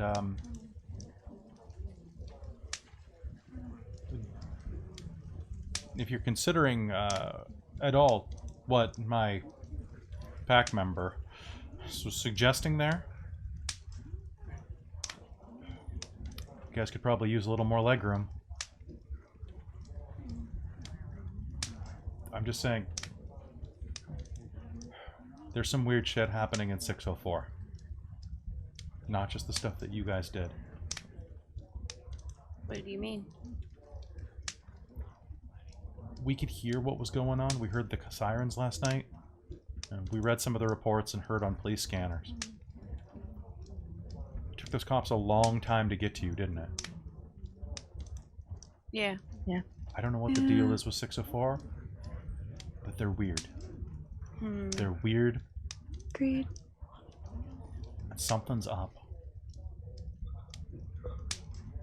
Jackson's a bit overzealous. So is Kate. I was just about to say I can relate. Sometimes you just gotta be expressive. I know it doesn't sound good, evicting people. I just want to know a reason why. I don't know yet. I've just got a feeling. I keep having these dreams. Weird stuff. I don't know. I mean, Oh. I always trust your gut. So Yeah, well, I'm not expecting you to trust mine. Sorry.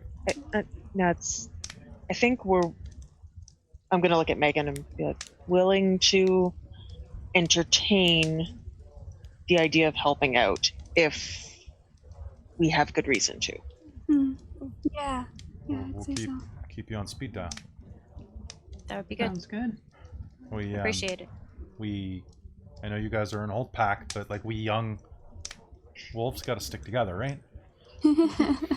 That's true. Yeah. Yeah.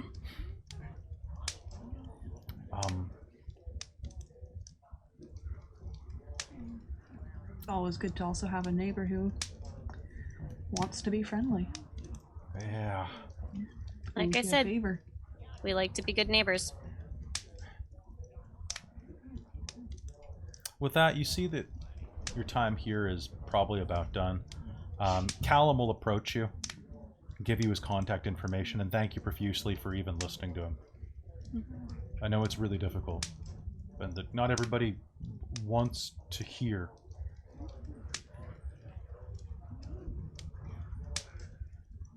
That's No, we're always ready to listen and talk about things.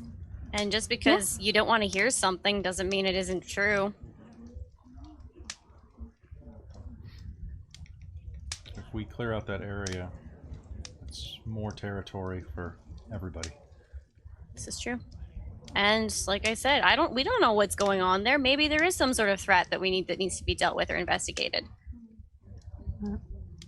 We're willing to talk. Yeah. That's all I We're want. always willing to talk with potential new neighbors, friendly neighbors. Exactly. I'm gonna keep talking to people, but thank you. I'll be in touch. Good. And with that, what do you do? I feel like we should go talk to Loren and Poe and offer support. And I feel like Kate should do it. Yeah. That's what I was thinking. With Brighton following behind, I think. Yeah. Yeah, that sounds like a good plan. The bonfire's almost out. Several of the wait staff have been brought out and are going to and from the water, coming back with buckets of water and splashing it into the bonfire, creating plumes of smoke that reach up into the sky. The packs are mostly dispersing. But down by the water, you can't see Loren, but you can see Poe. Do you approach? These are the alphas of The Robson. Robson's Law. Robson Wall. Okay. Yeah, Kate will approach. Brighton will be like right behind her, and I'm just going to state this now. I will punch her in the kidney the moment she says something dumb. Okay. So she's gonna have multiple kidney punches. Right. I have a held action to punch her in the kidney. All right, hold action. Hold action is good. Oh man, alrighty. Well, I still have one more willpower, so Well, that was quite a shindig.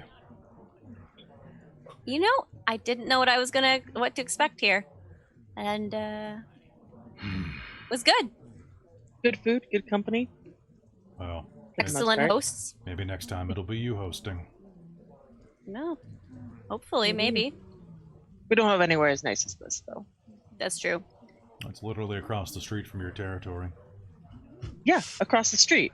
It was incredibly convenient and thoughtful of you to host it in such a location. One of the few places we could light a fire. That too. Even if it was just lucky coincidence for us. You look like you got something that you want to talk about. I do. I am not always the best at expressing myself the most eloquently, and I know that. Sometimes, in the effort to say something, get to a point, I sometimes insult people. Stick your foot in your mouth. There we go. I sometimes say things people find insulting. You trying to say you're sorry? Oh, what? No. I'm trying to say I respect the Robson Wall. I respect what they do. We all respect them. We know that we need you. We would not survive without you. And we are willing to lend our support as much as we have, what we can, to help with the Pure. If the Robson Wall and want to go after the Pure, you can count on us. If you want our support as well. Tell you what. You know what I want? I want you four to go kick your asses. I want you to get tough. I've heard enough stories tonight about Val Sparks the Iron. Val was tough shit.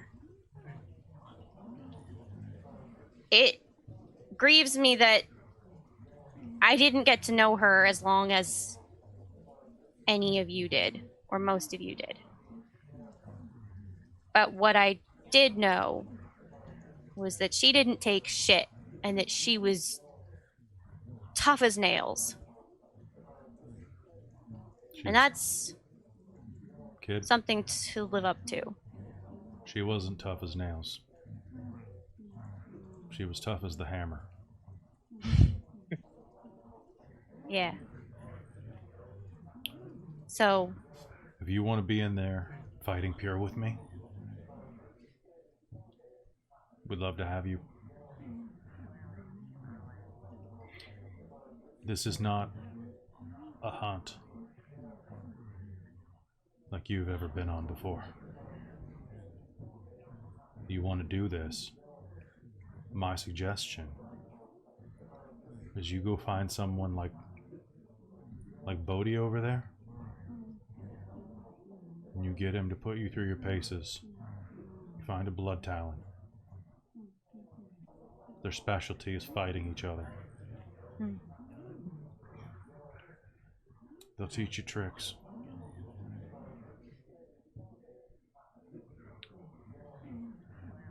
I appreciate the advice.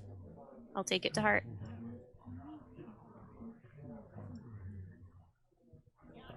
If you guys are going and you're gonna try to go to No Wolf's Land,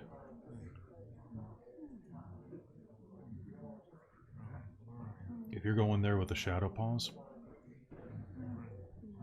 dumbest name, try to make sure they don't die. They're a little baby pack, but they're about the only thing that's keeping the Pure out of running up into Marple. We'll do what we can, yeah. Yeah. And don't worry, we don't hate you. That's very reassuring. Thank you. You definitely pissed Loren off. You know?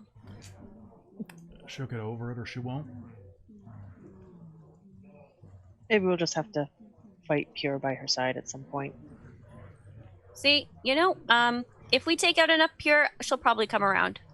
That's usually the closest way to her heart. Get ripped! Training montage time! Oh. Yeah. Rain's picking up. Yeah, we'd better go. We're a little slower moving with this one, and Kate will point over at Claire. Well, that reminds me. He'll lean over, and you'll see 4 retreating figures heading up the hill.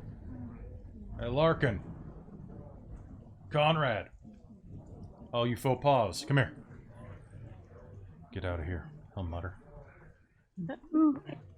I guess we'll just Yeah. mosey on We'll out. go. Faux pas will And, pass you with a kind of a sour look as they go by. Kate will smile brightly. You guys are quieter than I've seen in a while. Why don't we talk about that? So, he pulls them up and just starts talking to them, kind of friendly-like. Taking their attention. Let's go key his car. Yeah! Oh, I like your spirit. All right. That's not really loud or Yeah. anything. That was just like... keying cars Yeah. are loud. Puncturing tires is really, really quiet. Yeah! I have a Hmm. shiv. I'm sure It's I have a a merit. pocket knife. Keying cars, I mean, it's loud, but it's doable. And if you work together, it's pretty quick. Let's go poke some holes in tires. All right. So why? Okay. So They're basically, pieces of shit. you don't Sure. need to make a roll. You're not trying to actually disable the car, right? Aside from the tires. No, Just wreck it a they're little, just like tires. All right. You key their car. Nothing Are too you- big. It's gonna be like $400, $600 to fix that, but What you'll Can find? I bend the exhaust pipe? Sure. Using shaping. you're just gonna No, like, I'm pinch it or literally something? I'm like just strong, like bend it. Oh, okay. Probably. It's just like it's metal, but it's kind of Just- sticks out. Like just pinch it. pinch Yeah, it. like yeah, yeah, like like- don't try and bend it. yeah, no, just like yeah, So, make it a little bit. Yeah. are the person who's carving the paint? Are you carving anything into it? You should draw penis. But everyone does that. I know it's so low. They have to take it in for penis car. Yeah, Actually, that's true. That's embarrassing for them. I mean, for what they did, really all we should do is just carve our symbol onto their car. except we don't That too. Then it's maybe our car. No.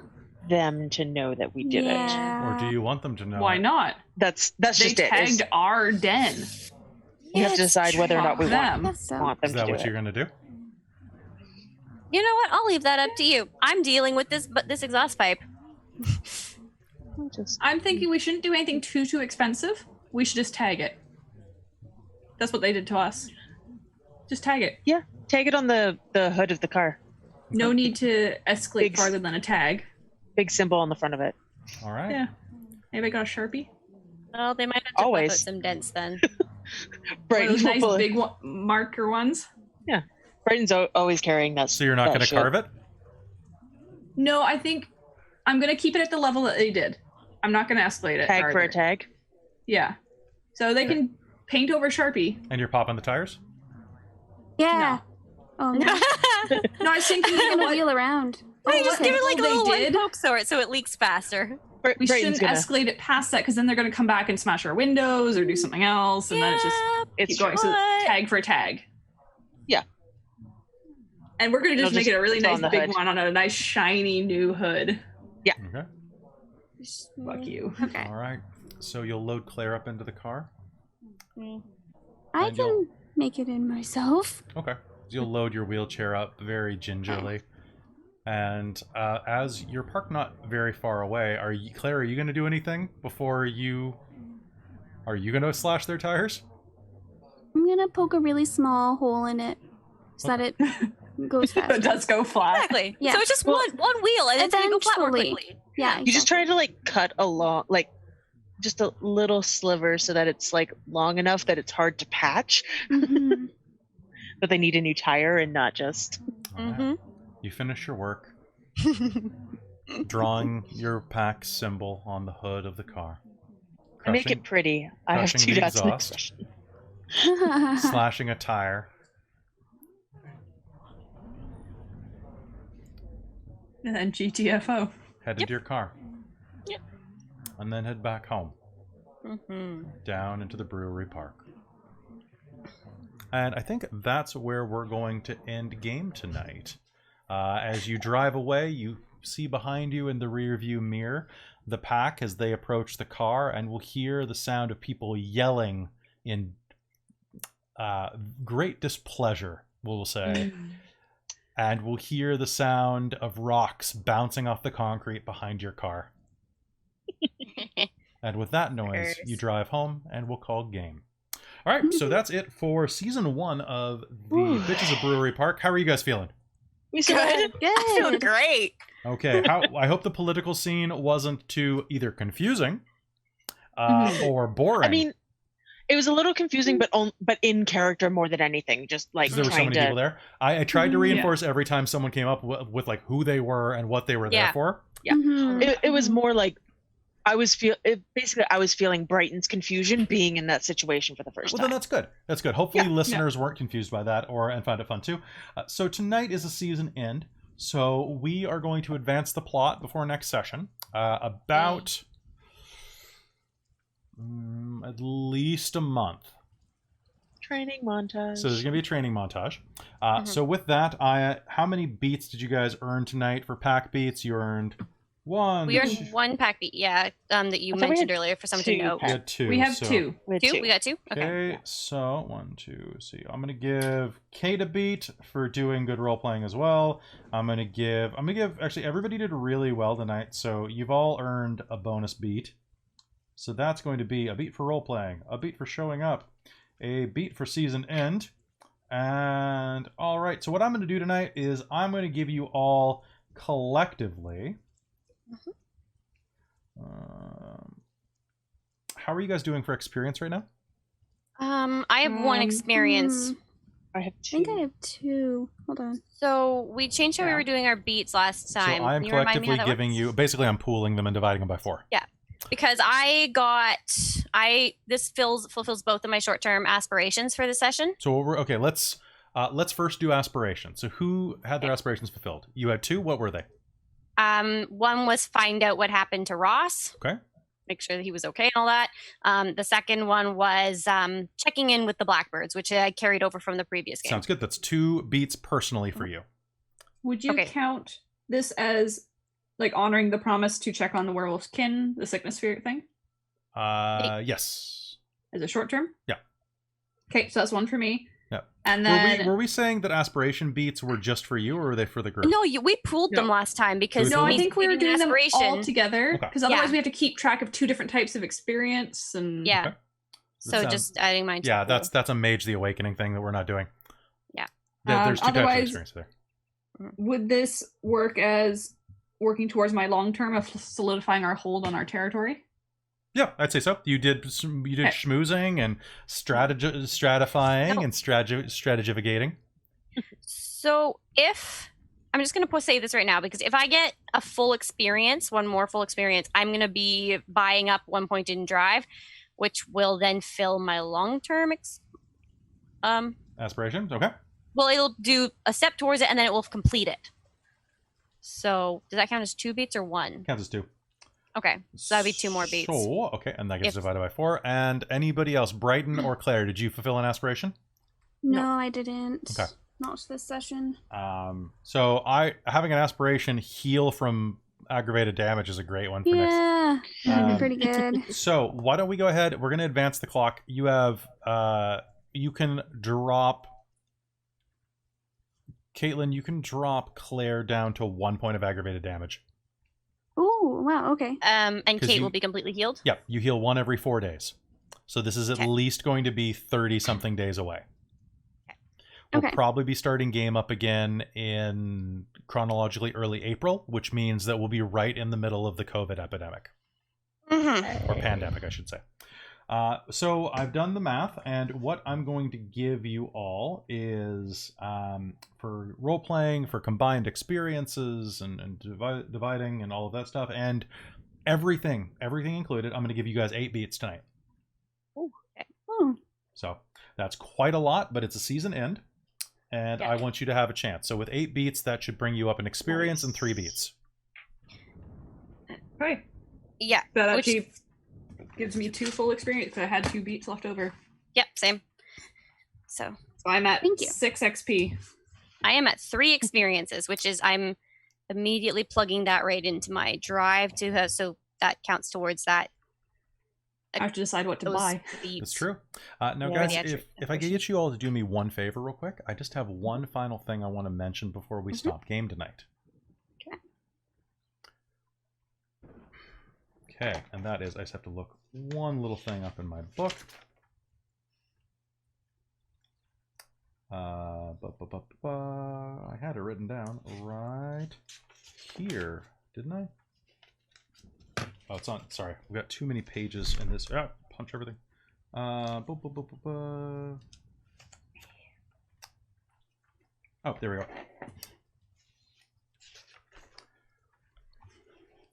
Raymond had had a very, very bad day. It was almost the 28th of February, which means that rent was due, and his deadbeat roommate hadn't been visible in well over 3 days. The smell coming from the room was atrocious. He wasn't sure exactly what had happened that night when those weird girls came over, busted the wall up. He hoped that his loser roommate had finally gotten his dick wet, but figured he hadn't.